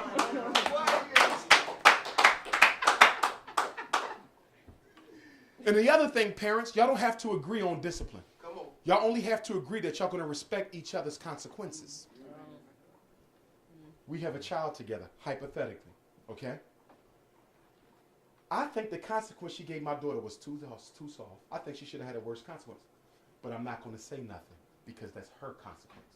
Now, I might talk to her about it later, but I'm not going to criticize her discipline in front of the child. Come on. Right. Mothers, y'all got to stop that. Come on. Telling your son your father shouldn't have done that. You don't do that. Come on. You got to be a united front. You are the parents. Listen. Because those children will manipulate you and divide y'all against each Yes, other. sir. Yes, sir. You don't do that. She don't like my consequence. I made my son stay in all weekend. She thought that was too excessive. She can talk to me about that in private. Come on. But she will not tell my son that he don't have to follow my rules. Stop undercutting each other. Because you're not giving them a good example of how a family is supposed to run at all. And women, y'all got to... Go ahead.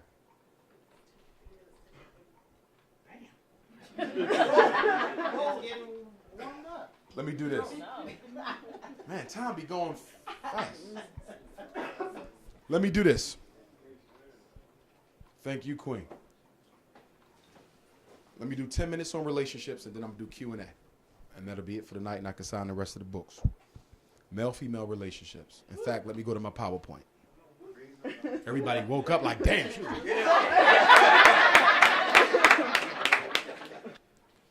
Okay, first of all, reasons why we get married that are not good reasons. Number one, a lot of us get married because we don't like ourselves and we need somebody else to make us feel better. Did y'all hear that? Yes. You hate yourself and you're dating me so I can make you feel better. That's called relationship as a drug. What you need to understand is that if you don't like you, how am I going to like you? If you can't live with yourself, why are you inviting me to share?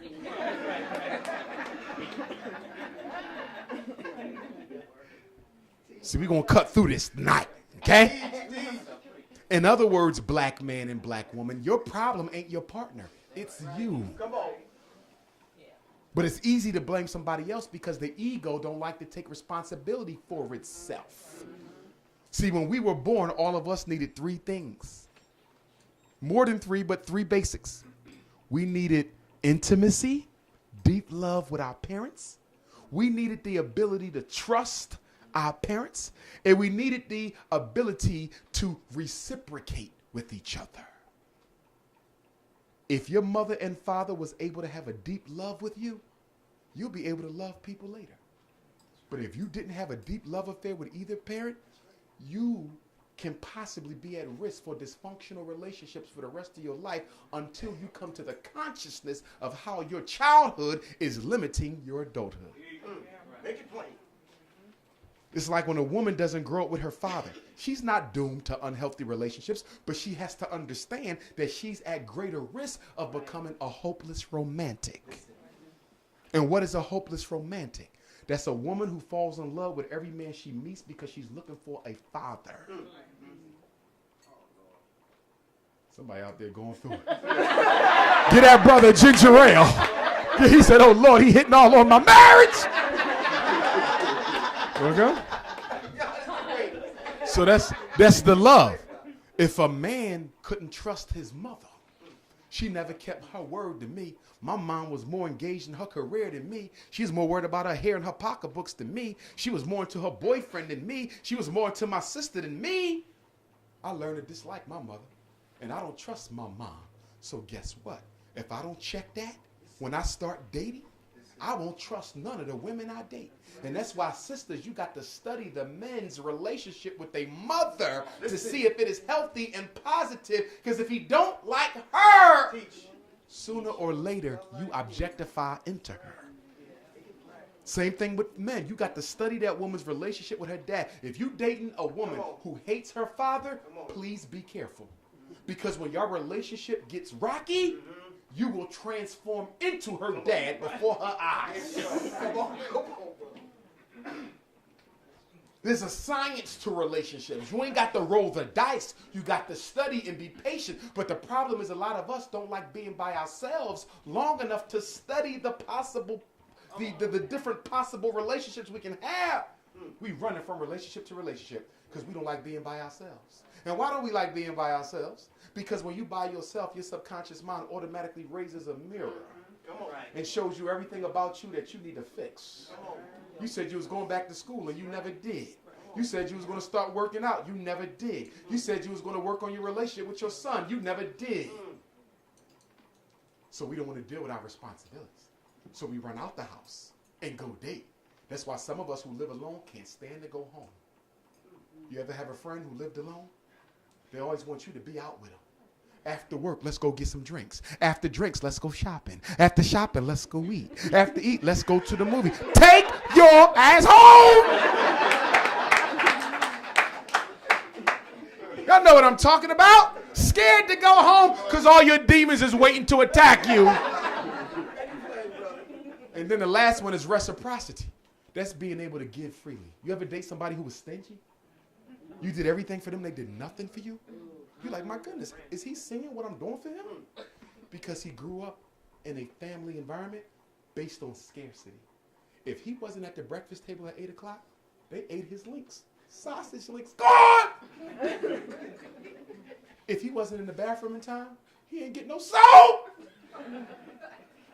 If he was late going to school, he ain't getting no lunch money.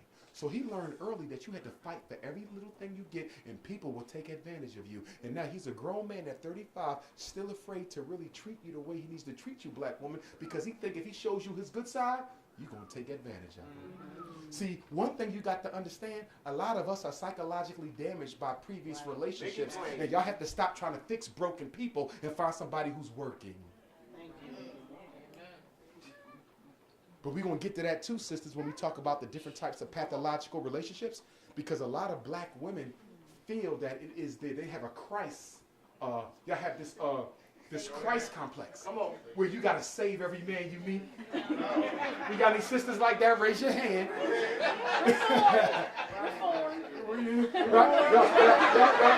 Y'all find a man and y'all got to fix him up. Right? You just go around fixing up brothers all through Portland. Yeah, girl, I fixed him up over there. Look. Okay.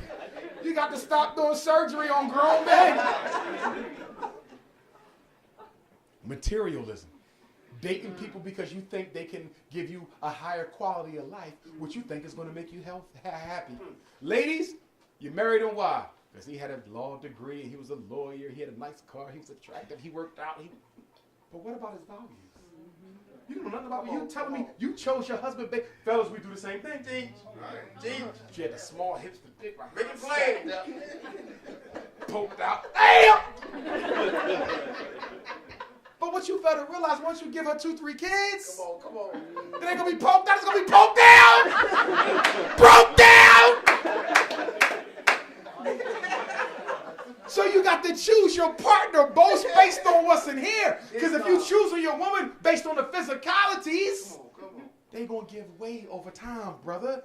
So you got to love something inside of her because her wisdom will grow. So if you tied to the spirit, it can only get better. But if you tied to the physicalities, that's not gonna last, right? And I'm gonna start giving out parking tickets for people who don't know how to dress their age. Because the next time I find a brother over 60 with Tim's on and an Iverson jersey with cornrows, I'm taking his ass to jail. Okay? Dress your age! Next time I see a great grandma, I'm in a club with Speedos on. Dress your age, woman! You was in church yesterday.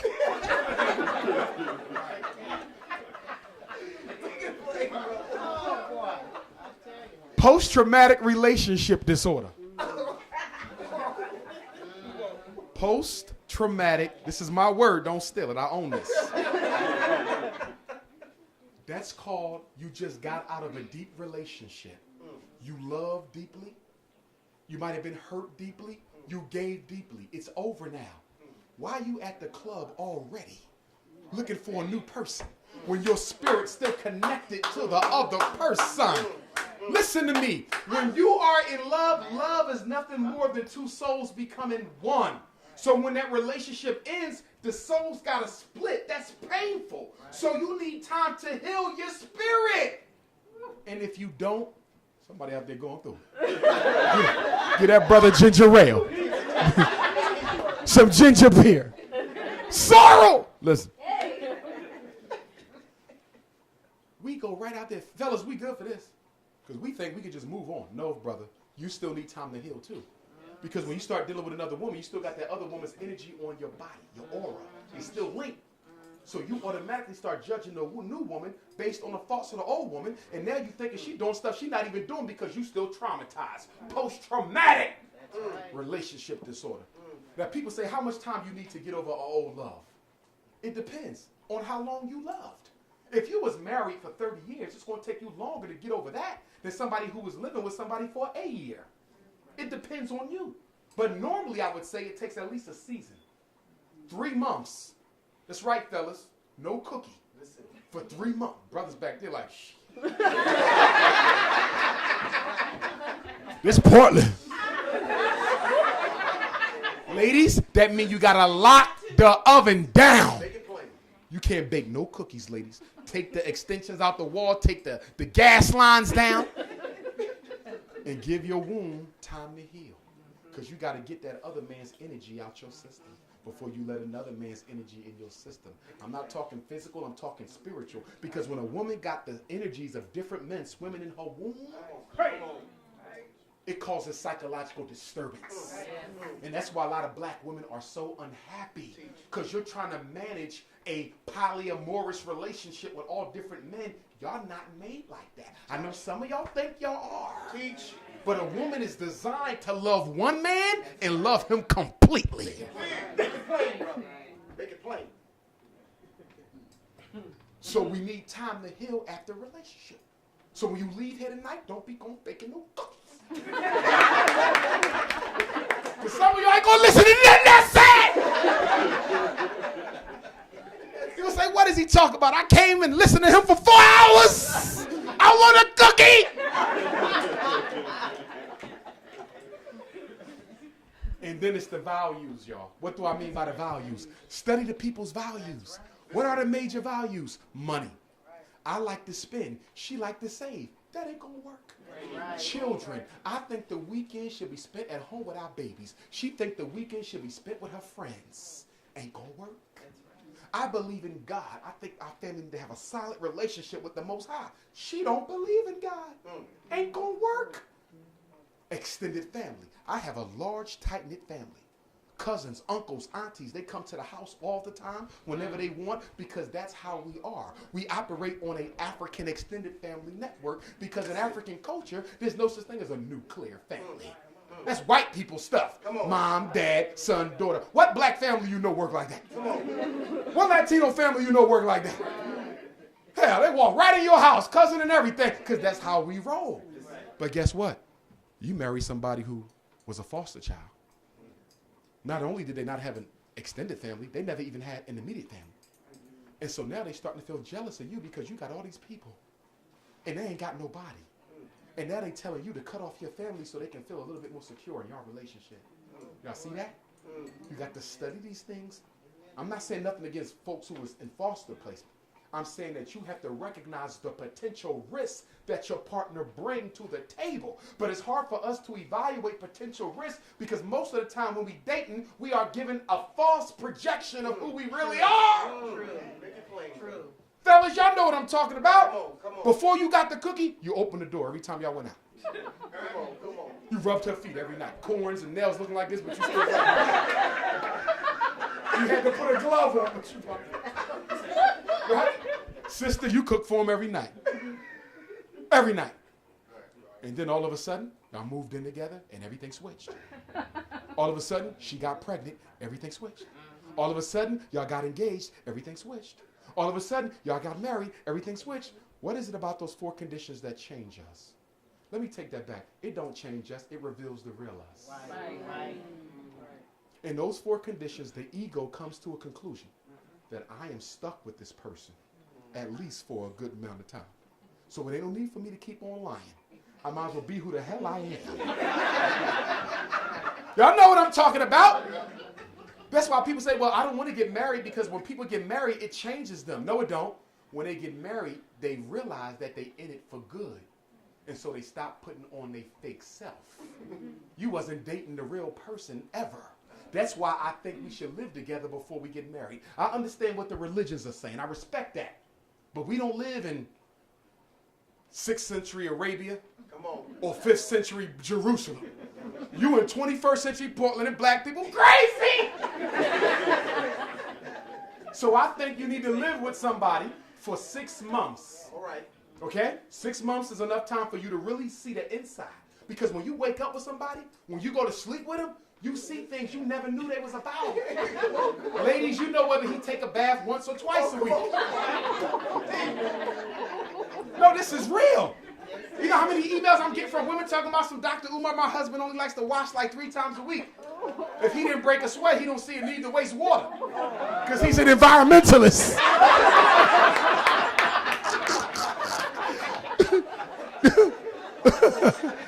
Okay? He's an environmental water conservatory. Okay? So you got to talk about that. You got to see them. Now, ladies, what's my rule? Dr. Umar's rule on cohabitation is what? 2 years. If you've been living in a house with a man full time for 2 years, he knows if he wants you or not. Listen to me, ladies, because I'm not going to enable your weakness. I'm going to empower your God self. After 2 years, black woman, you got to make a decision whether you're going to stay in it or walk. But after 24 months, he know if you the one. Okay? Now some of y'all ladies like, well, I don't know. He told me he needed about 6 more years. Okay? See? And you know you want him to choose now. But you passive aggressive. So you ain't gonna make him choose, but you're gonna trip him when he walked down the steps. You can't do that. Ladies, you got to say what you feel. So what's my rule on going outside the relationship? Women always say, what do I do when he cheats? I want you to stop and think about what you're going to do. Because if you ain't leaving him, don't act like you are. Because he knows you better than anybody else. And if he calls you a little wolf ticket, he'll never believe you again when you say you're leaving. Right? So don't lie. Tell the truth. If this happens again, I might leave. That's honest. You told him, if this happens again, I might leave. You ain't saying you got the strength to go, but you letting him know that you're going to consider it. But you know what some of y'all do? Some of y'all know y'all ain't going nowhere. And put on the biggest show in the middle of the street. Put all his clothes out. And then soon when he start packing his clothes, his homies come to get his clothes, you start taking them back in the house. After you done took them all out. You know you wasn't leaving, so stop lying. Don't bluff a man. Because you can't bluff a man. He know you. And so ladies, if you're doing something you don't like, tell him you ain't putting up with it and you leave. And if you say you're going to leave, you got to leave for a little while. You might go sleep on your sister's couch for a week. But he got to know that you still have enough self-respect to cut that thing off if it ain't going down the right path. Some of y'all ain't got the strength to separate for 1 or 2 days from him. If he know he got you like that, he ain't going to change nothing about himself because all behavior is a function of the consequences. You pleading with him, stop cheating on me, Johnny. I've been good to you. I saved all your high school track trophies. You don't beg no man, please don't leave me. No, you got to operate from a base of strength. Men respect strength. And there's nothing more sexy than a woman who we into and love who got the strength to say, you know what? This better stop or I'm out. And the other thing too, black woman, you got to stop doing, you have to keep doing what you was doing when we met you. Sisters have a tendency to change their whole persona. But when I met you, you was person A. Now I married you, you became person B. When I met you, you used to hang out with your girls, you used to volunteer at the community center, you was going to school, you had goals, you had it going on, that's what I like. Now we got married, you just gave up on life. And you home every time I get there with nothing to do. Listen to me, black woman, and every man in here knows that there's nothing more unattractive than a woman with nothing to do with her life. I'm serious. You better find something to do. Take out the trash or something. And the other thing, and then I'm going to hit 2 more slides and I'm going to wrap up. When you blend in children, you got to do it scientifically. Most of us might be equally yoked, but our kids ain't equally yoked with our parenting styles. See, we might be good for each other, but she got a spoiled ass son who got a nasty mouth, and if he come to my house with that, I'm going to whip his ass. And she and I going to have a problem because she don't feel comfortable with me chastising her son. But I cannot date you, black woman. And I'm saying this on behalf of all my brothers. We cannot date you and let your son disrespect you. And you want us to stand there and act like we didn't see that?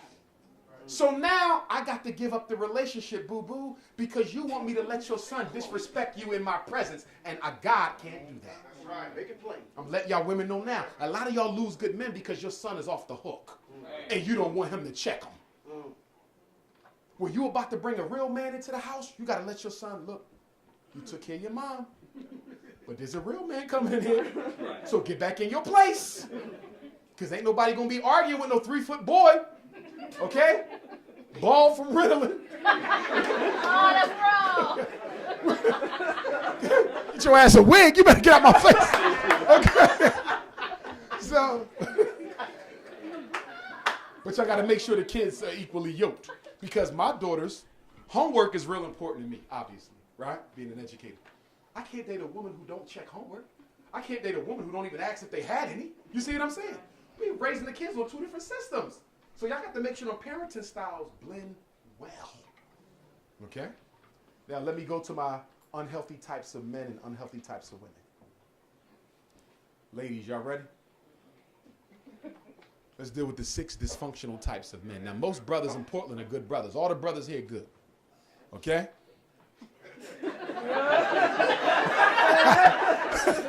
Stop pointing at people, okay? There's 6 types of men, though, that you need to stay away from. The pimp, the player, the predator, the impregnator, the couch potato, and the professional. The pimp is the man who wants to exploit you for your resources. Your credit, your bank account, your savings, your 401k, your IRA. Listen. He wants the keys to your car. He wants you to pay for his laundry. He wants you to do the laundry, pay his child support. He's looking for a financial benefactor. I'm not talking about a brother who got out the joint who's trying to find a job and depending on his woman in the meantime. That's a brother who's trying. I'm talking about one who simply goes from woman to woman, exploiting them economically. Sisters, beware of the pimp. They are out there. You got to remember, a lot of boys were spoiled by their mothers, so they've been raised to be pimps. And if you got a low self-esteem, sister, you're going to find you a pimp. Okay? The next type is the player. He's the opposite of the pimp. He doesn't exploit you for your money, credit, car, house. All he wants is the immortal cookie. The God-given cookie. And he goes through Portland sampling all the different cookie flavors he can get. Caramel, sweet brown sugar, butterscotch, lemon, chocolate cookies. He is the Portland Cookie Monster. And you better be careful. We got any Cookie Monsters in here, brothers? Okay? See, ladies, when you date us, you got to study us. Okay? Some men play until they find that queen. And once they find her, we done. You see? Then some men, even after they find the queen, keep on playing. That's the one you got to be careful of. Because one thing about men, you need to know, some of us were socialized by the men we grew up with to be players for life. We were socialized to be that way, a lot of us. Our uncles and men in the hood told us that you always keep an extra woman. You see? So when you dating, you got to study him. Is he a temporary player? Once he realized what he got, is he going to cut everything off? Most men will. Some going to play for the rest of their life. He's going to be 85 years old, still out there. With his Iverson jersey on. So sisters, study as well. and his gazelles study as well. Okay? So that's the cookie monster. Then you got the predator. He's dangerous. He's the domestically abusive man, but he's a master psychologist. He ain't got no doctorate in it or nothing, but he's a master. He could come into a room like this, and he could spot the women with low self-esteem. He could spot the women who ain't been on a date in 3 years. He could spot the women who just need a hug. And he goes up to them and he kicks game. Because you know what game is, right, women? Game is me playing on your psychological vulnerability. And then he gets you where he wants you. And then he cuts you off from your friends and your family. You used to go to church with your mom every Sunday. He makes you feel guilty about going to church with mom because he said, you got a man, you should be home with your man. And you go out with your girlfriends every Friday. He make you feel guilty. Why are you going out with your girlfriends? You got a man. What you looking for somebody else? Well, no, me and my girl's been doing it since college, but I'm here now. And then he makes you feel guilty. You give everybody else up. And then he starts verbally abusing you. Why don't you find something to do? After he made you quit your job, why don't you find something to do? You gaining too much weight. You losing too much weight. This house is dirty. Your clothes is dirty. Your teeth is dirty. And then he starts threatening to hit you. First the threats come, but he don't hit you. Then he starts practicing around the house, knocking down lights, breaking toys. All his X-Men, he broke them all up.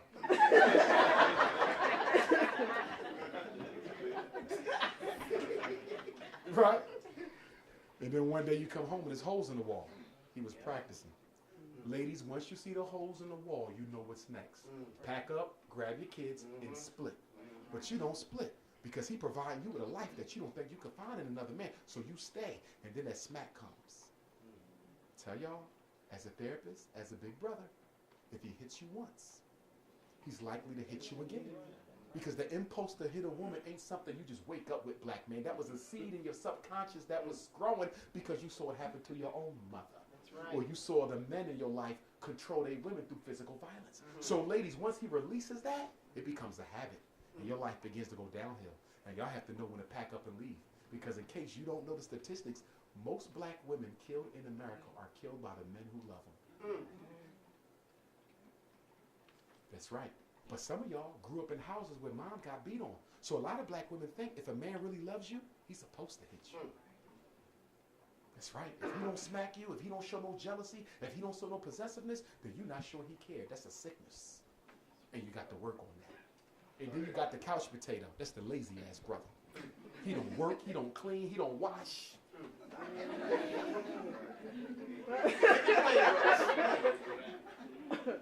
He just wait at home all day for you to come home from work.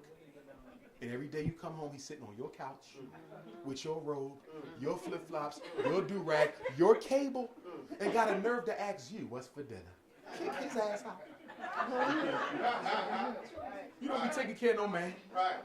But some women like a man who don't work because that makes you more secure because you ain't got to worry about him leaving you for nobody. So you want him home. You don't want him with a life. Because some women think that the only way I can be a woman is to have a man, and I'll take any man I can get.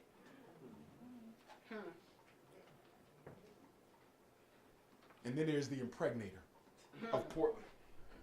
Going around making babies. West Portland. Don't take care of him. And won't even tell you he got him. He said, baby, how many kids you got? 2? You found out within 2 weeks he got like 10. You come back and say, baby, I asked you. Honestly, how many kids you got? You said you had 2. He said, no, I didn't tell you. I said I had too many.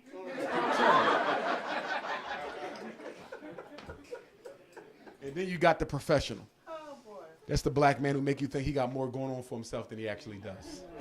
This is the brother who lives in Portland talking about he's Puff Daddy's security guard. How the hell you getting to Manhattan every day? I got a private jet. You just never see it. I don't let everybody in my business. That's a brother with low self-esteem who got to sell himself with his accolades.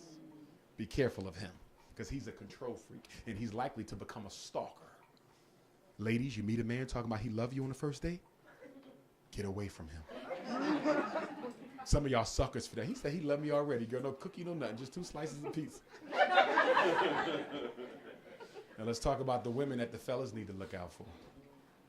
Fellas, you got to look out for Miss High Maintenance, Hopeless Romantic, Hot in the Pants, Healer, Homicidal Honey, and the Home Wrecker. Let's start with the Home Wrecker. She's a master of breaking up marriages. She don't thinks she can have a man to herself, so she just shares everybody else's. She's the home wrecker. And fellas, we always fall sucker for her because she make you think she don't want to destroy your relationship. Because when you meet her, you honest. You say, look, sister, I got somebody else. I got a wife. We got 2 kids. Or I've been living with my girl for a while. We got something nice. I don't want to come between y'all. That's what attracted me to you in the first place, because you a family man. And then the first year go by, everything is cool. Second year, she start wanting a little bit more time. You give her a little bit more time. You say, look, I can't keep doing this because my wife is starting to see something ain't right. I told you, I'll see you when I see you. And she said, not anymore, because I gave you more than 10 cookies baked. So when I want to see you, I'm going to see you. You know what? You crazy. I knew I shouldn't have got with you in the first place because your eyes didn't blink. But you know what?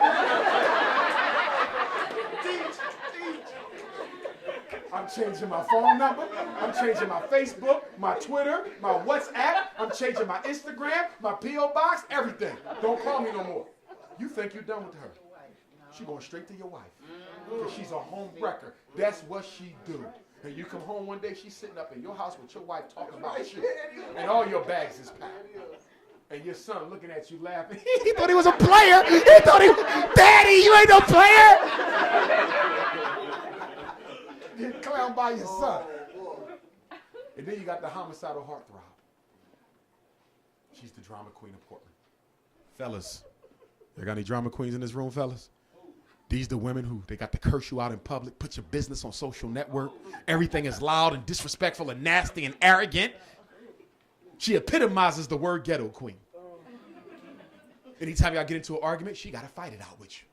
Scratch it out with you. She can never let a day go by without threatening some part of your body. I'll clip you, I'll cut you, I'll burn you.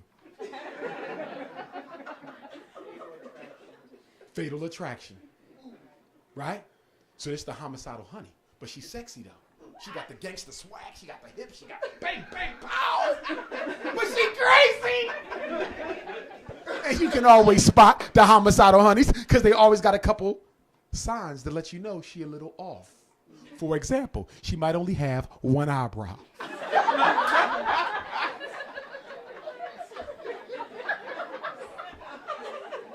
This one got 3 cuts in it. And she got 3 baby daddies' names on her arm, and they all crossed out with a skull and bone. You knew you should have left her alone in the first place. But you keep going back to her. You keep going back to her. And then you get so tired of her, you say, you know what? I'm tired of you. I'm going to get a restraining order. For real? Girl, did you hear him? You know how many of those I done had in Portland?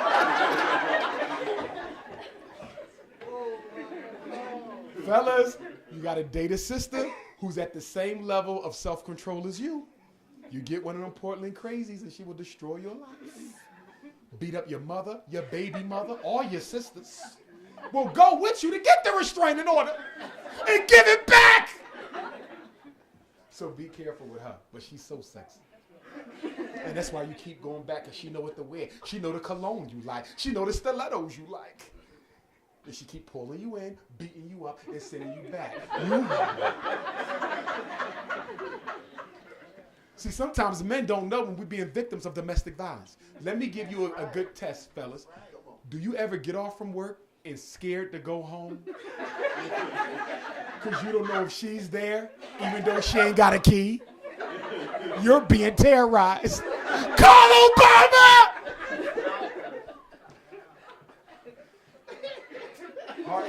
Homewrecker. Oh, the healer. These are normally older sisters, but they can be any age. These are women who have given up looking for the man that they want. They simply have decided that I'm so tired of looking, I'm just going to find any man and make him into what I want. She's the fixer-upper lady. That's right. You found one man. He got one eye, you're going to give him another. He was homeless for 20 years, but he used to have his own cleaning business when he was 16. So you're going to save your income tax, and you're going to help him get his cleaning products again. Ladies, stop trying to fix broken men. Find the one you want. If you're patient enough, he'll come.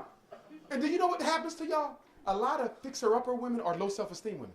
So guess what the men tend to do after you get their life on track? Leave you.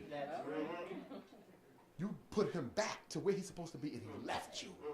because you raised his self-esteem, but you forgot to raise your own. Remember the rule. You have to date within your self-esteem level, male and female. A man with low self-esteem will never attract a woman with high self-esteem. A woman with low self-esteem will never attract a man with high. Okay? You got to stay within. We talk about being equally yoked. If a woman with low self-esteem wants a good man, she got to raise hers. Because if he see that he don't think nothing, if she don't think nothing of stuff, he can never consider her seriously. Because people date on their same self-esteem level. So if you got low self-esteem, find somebody else with low self-esteem.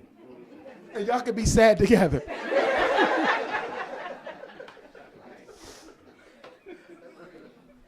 And then you got Miss Hot in the Pants. We only got to spend a second on that. She baking cookies and giving them out before they done. Wait, I just put them in, no! And y'all got to talk to your teenage daughters, especially y'all religious people. We good for talking about, we ain't talking about that because she not married. Listen, she's a teenager growing up in a hypersexual society. Her oven is working. It's warming up. She's ready to cook. And if you don't talk to her, she gonna burn something.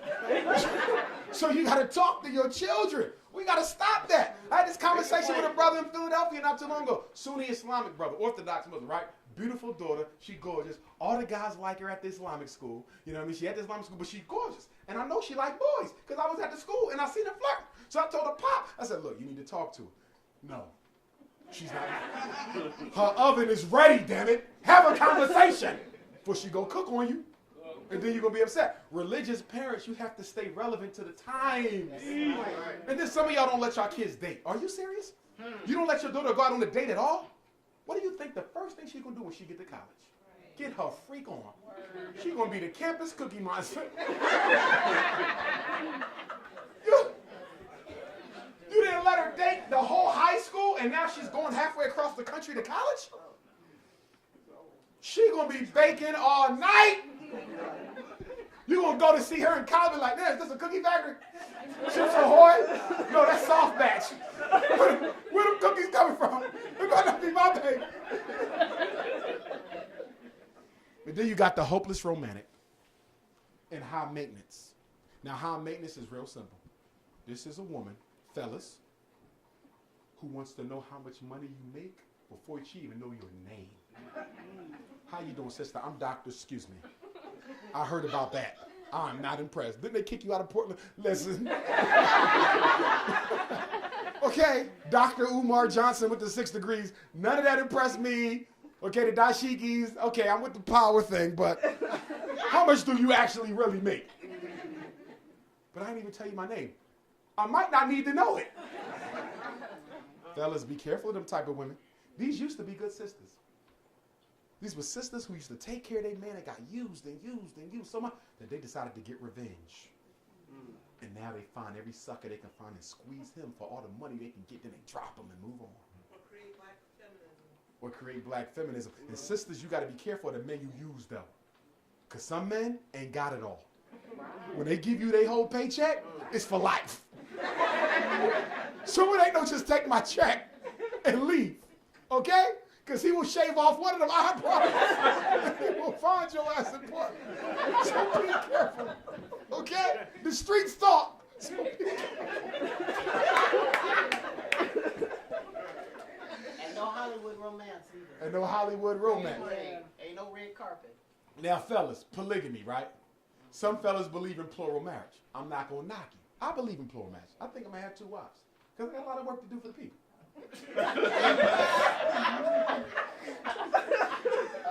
Okay. But be honest about it. Too many sisters are being tricked into polygamy. Don't do that. She has a right to choose. Tell her, look, sister, I'm going to have 2 wives. Don't be running around talking about you a monogamous brother when you know you're not. That's not right. Ladies have a right to choose. And then some ladies believe in polyandry. They have more than one man. Okay? I don't want none of them cookies, but I heard some sisters. Okay? That's soft bake. I'm cool. Now, hopeless romantic. This is the woman who falls in love with every man she meets. Fellas, you got to be careful. Some women are born to stalk you. You took her to McDonald's. She had a number 3. 2 cheeseburgers, small fry, shamrock shake. Apple pie. You dropped her off. No cookies, no kissing, no nothing. You on your way home. Your phone is texting. You look at the text. I knew you were the one. And I know you think I'm crazy, but I can see things. And I saw you coming 10 years ago. My mother reads spirit, and she told me that I would marry a man with one eyebrow. So I knew that. Fellas, she's crazy. And she's going to stalk you if you take a cookie from her. You got to know when not to take a cookie. That's when, fellas, you're disciplined. You see, you say, okay, she got one eyebrow. I don't need this cookie, but I'm feeling some type of way right now. I'm ready to bake. Leave. Because if you take a cookie from a hopeless romantic, you got that for life. She will stalk you till there's no end. She will beat herself up and say you did it. She's a hopeless romantic. And then you cut her off and you in the supermarket shopping and your phone ring. And guess who on the phone? Her. Talking about, pick me up one of those bottles of soda right there. And you the only one in the store. So you know this cannot happen. So you leave and run to Wawa. You in Wawa. Your phone ring again. Yes? Well, since you went to Wawa, get me the ice cream.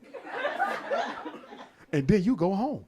And your phone ring again. Soon you get to your front door. And she's like, I didn't know you moved. And you like, how do you know where I am? Because I've been riding with you all day under the car.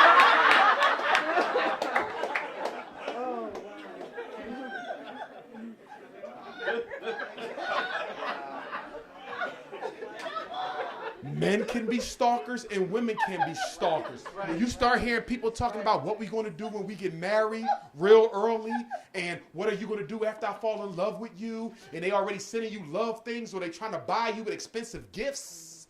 You ever date somebody sending you expensive stuff? You got to watch that because that's a stalker. And they don't die quick. You can shoot them 3 times and they keep coming. You told Harpo to be... Last slide. This is my last slide for the night. Last slide for the night. Before I talk about this, let me deal with polygamy real quick. Ladies, you have a right not to be in a polygamous relationship, I affirm. But I also affirm that every black woman in America is not going to be able to be monogamous, be in a monogamous relationship with a man if black women don't come together in private without us around and talk about the shortage. I have to be honest with you, ladies. Y'all not coming up with a solution to the overabundance of women. What's the black male-female ratio in Portland? One black man for how many women? Too many. 16. I'm moving here. No, pack up. Call the newspaper. Let's say 1 to 3. Let's say 1 to 3. It might be more.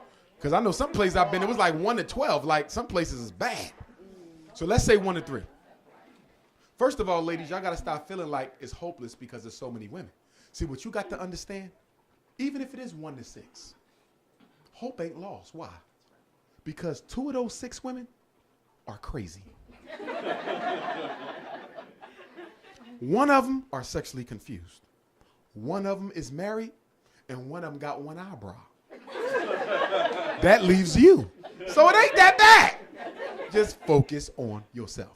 But let's say we had a polygamous arrangement in Portland and I was in charge. Let me tell you how polygamy would run if I was in charge. All the men who want to be married got to make themselves known to the community. All the women who looking for a husband got to make themselves known to the community. We're going to have 16 elder families. They're going to be the oversight board. 16 married couples. All of them are of elder age, happily married for at least 20 years. Dr. Umar wants a wife. I got to come before 16 queen mothers, 16 babas, and I got to plead my case for a wife. And I got to tell them how this family is going to benefit the community. And then they say, okay, Dr. Umar, you get approved for your first wife. And then they give me a book, the A book. Your first wife comes from the A book. Who's in the A book? These are sisters who never been married. These are sisters who never been touched. These are sisters with no children. They got the banging bodies. They everything you wanted. Megan Good, Sanaa Lathan, Grace Jones, everybody.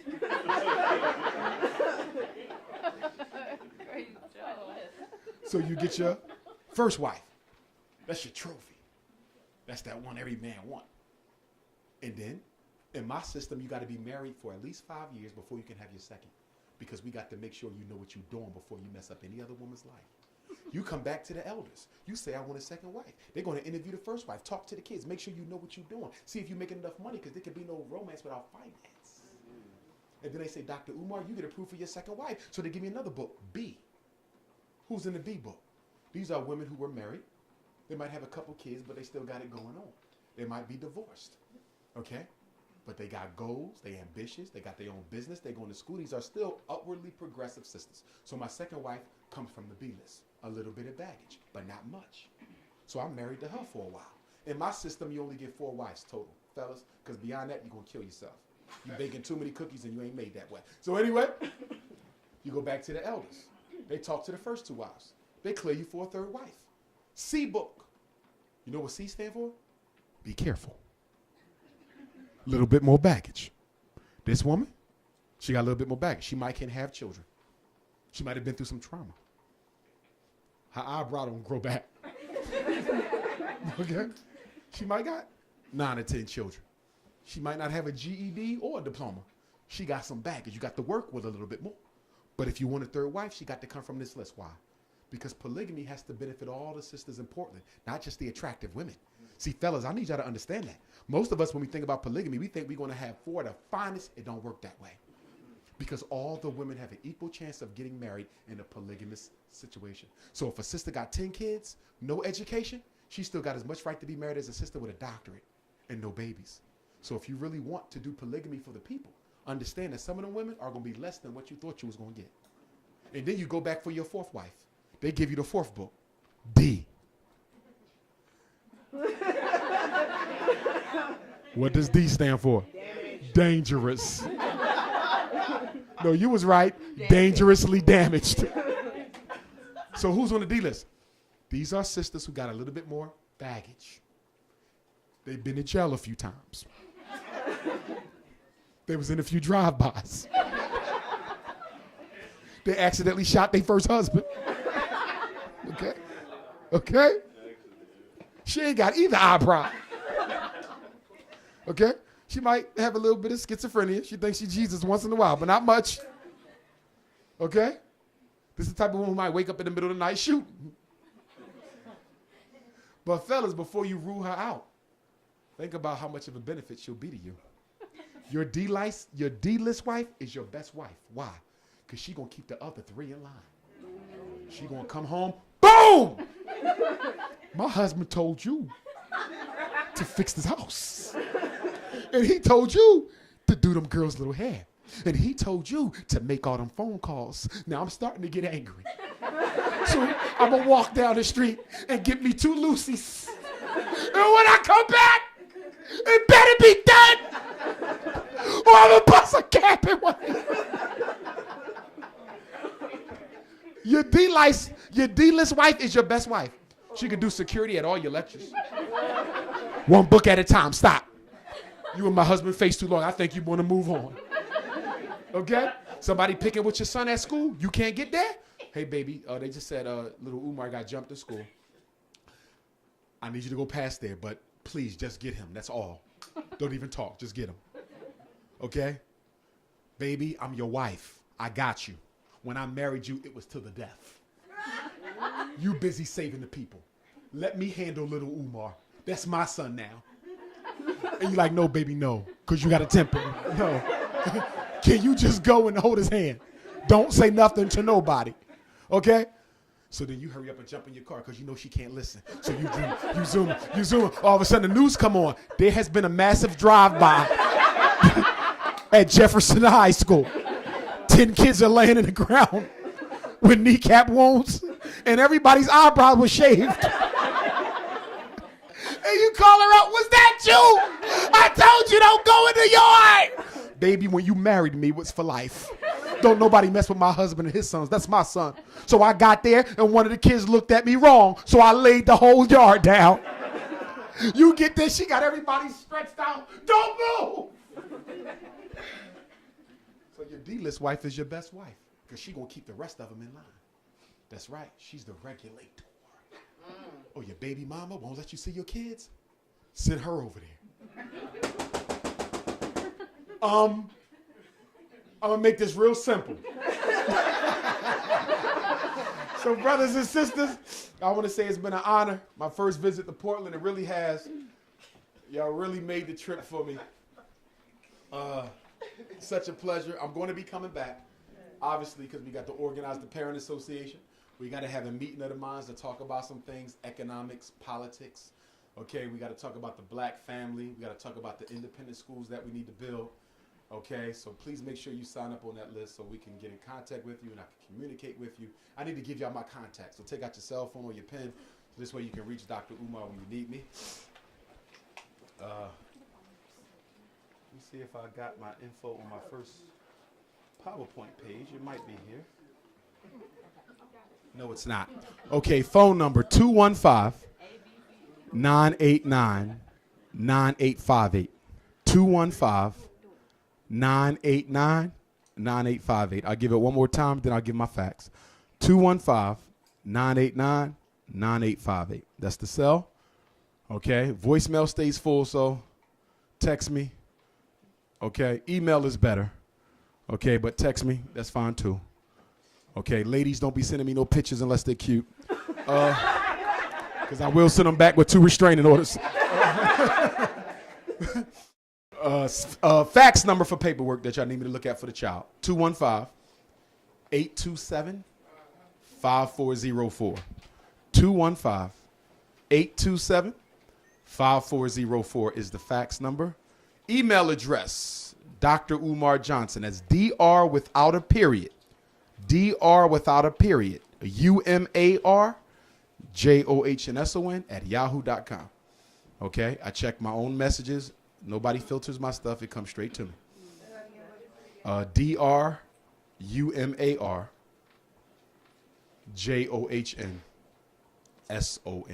at yahoo.com. If you got a resume to be considered for employment at the school, go ahead and send a resume to me at Dr. Umar Johnson at yahoo.com. I want to take 10 questions to end. Who got a question? Anybody? Y'all good? Y'all said, look, we done been here long enough. Queen. I wanted to know, do you have, I had to leave earlier, but, so I, two things. First thing is I took my 5-year-old out of school.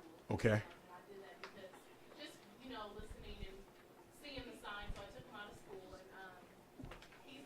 I think he is bored. I do consider him to be very smart and talented. So just until I get him back into school, maybe like one thing, or if you could tell me anything that would be. He's 5? He's 5. Okay. But he's like he wants to play chess, and Which is good. He's very musically inclined. Try to get him into another language. And the reason why I recommend languages is because the research shows that children who speak more languages tend to have a higher IQ than kids who speak one. It seems to point to the fact that when you're learning more than one language, it activates a part of the brain that's normally not accessed. So get him into another language, okay? Make sure he masters his basics. Letters, numbers, colors, sizes, shapes. He's bored actually, so I don't know what to do. Robotics, children love that. If you can find a local robotics program, computer science program where they teach him how to build computers. And remember, he's a boy, hands-on. Okay, he needs to be hands-on. So that could be robotics. Sports is good, but we need something in addition to sports because we done ran basketball and football to the damn hole. And if it was up to me, there would be no more NFL and NBA because the only people who benefit from black men going to the NBA is white women. So if I was in control, there would be no more. Okay? But get him in a program, robotics, that keeps coming to mind, computer science, computer gaming, something that allows him to use his mind to create things. Okay, especially boys, they love to see the product of their work. The other quick question is, what do you have? I heard you speaking earlier when you first started for women who are, well, I'll just say it like this: who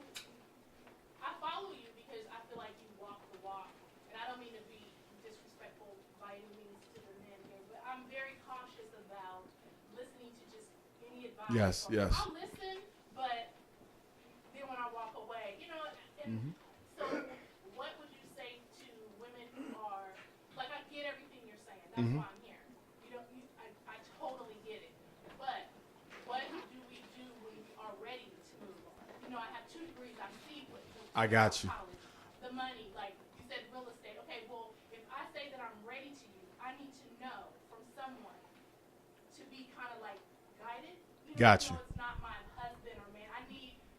Sisters need somebody that only cares about our well-being. And Yes. don't get an agenda. I got you. I got So you. do you have something for that? Couple pieces of information I think would be beneficial.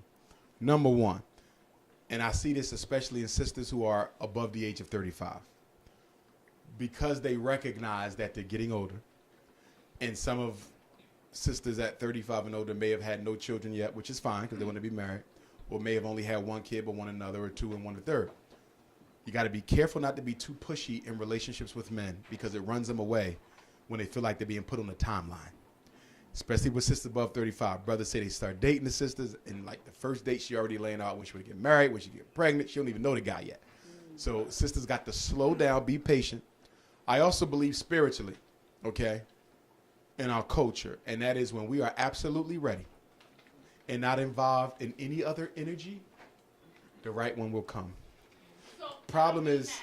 I mean, I'm not talking about a man. Like Okay. that type of- I'm talking about if I say to you, Dr. Umar, I've got some money in the bank. Okay, to build together without romance. I'm not talking I got you. about- Okay, about- okay. He will come. I'm not worried about that. I got I'm you. about handling my business, like with my son. Like, I know all the things that are out there, and I see them.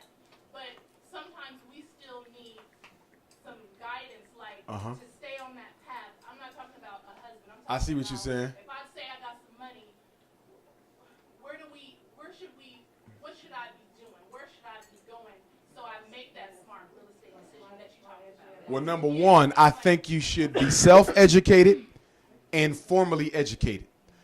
What I mean by that is learn the real estate market on your own and also take a course, and then also find a brother who can assist you in that work. But I don't want you to just exclusively rely on a brother unless you're absolutely certain he has that skill set. You follow what I'm saying? And it's the same thing advice I would have for a brother too. Don't just rely on a woman because she has the skill set. Learn it for yourself also. And then I would also say you got the Nation of Islam here. You got the Moorish Science Temples here. You do got some serious positive groups of men who would definitely welcome any sister in terms of helping them without any romantic attachment. You know what I mean? So, for sure. And the brother said he ready. Marriage and everything. Whatever you... Good point. Anybody else? Okay. Well, family, thank you. I love you. Until next time. Ashe. Ashe.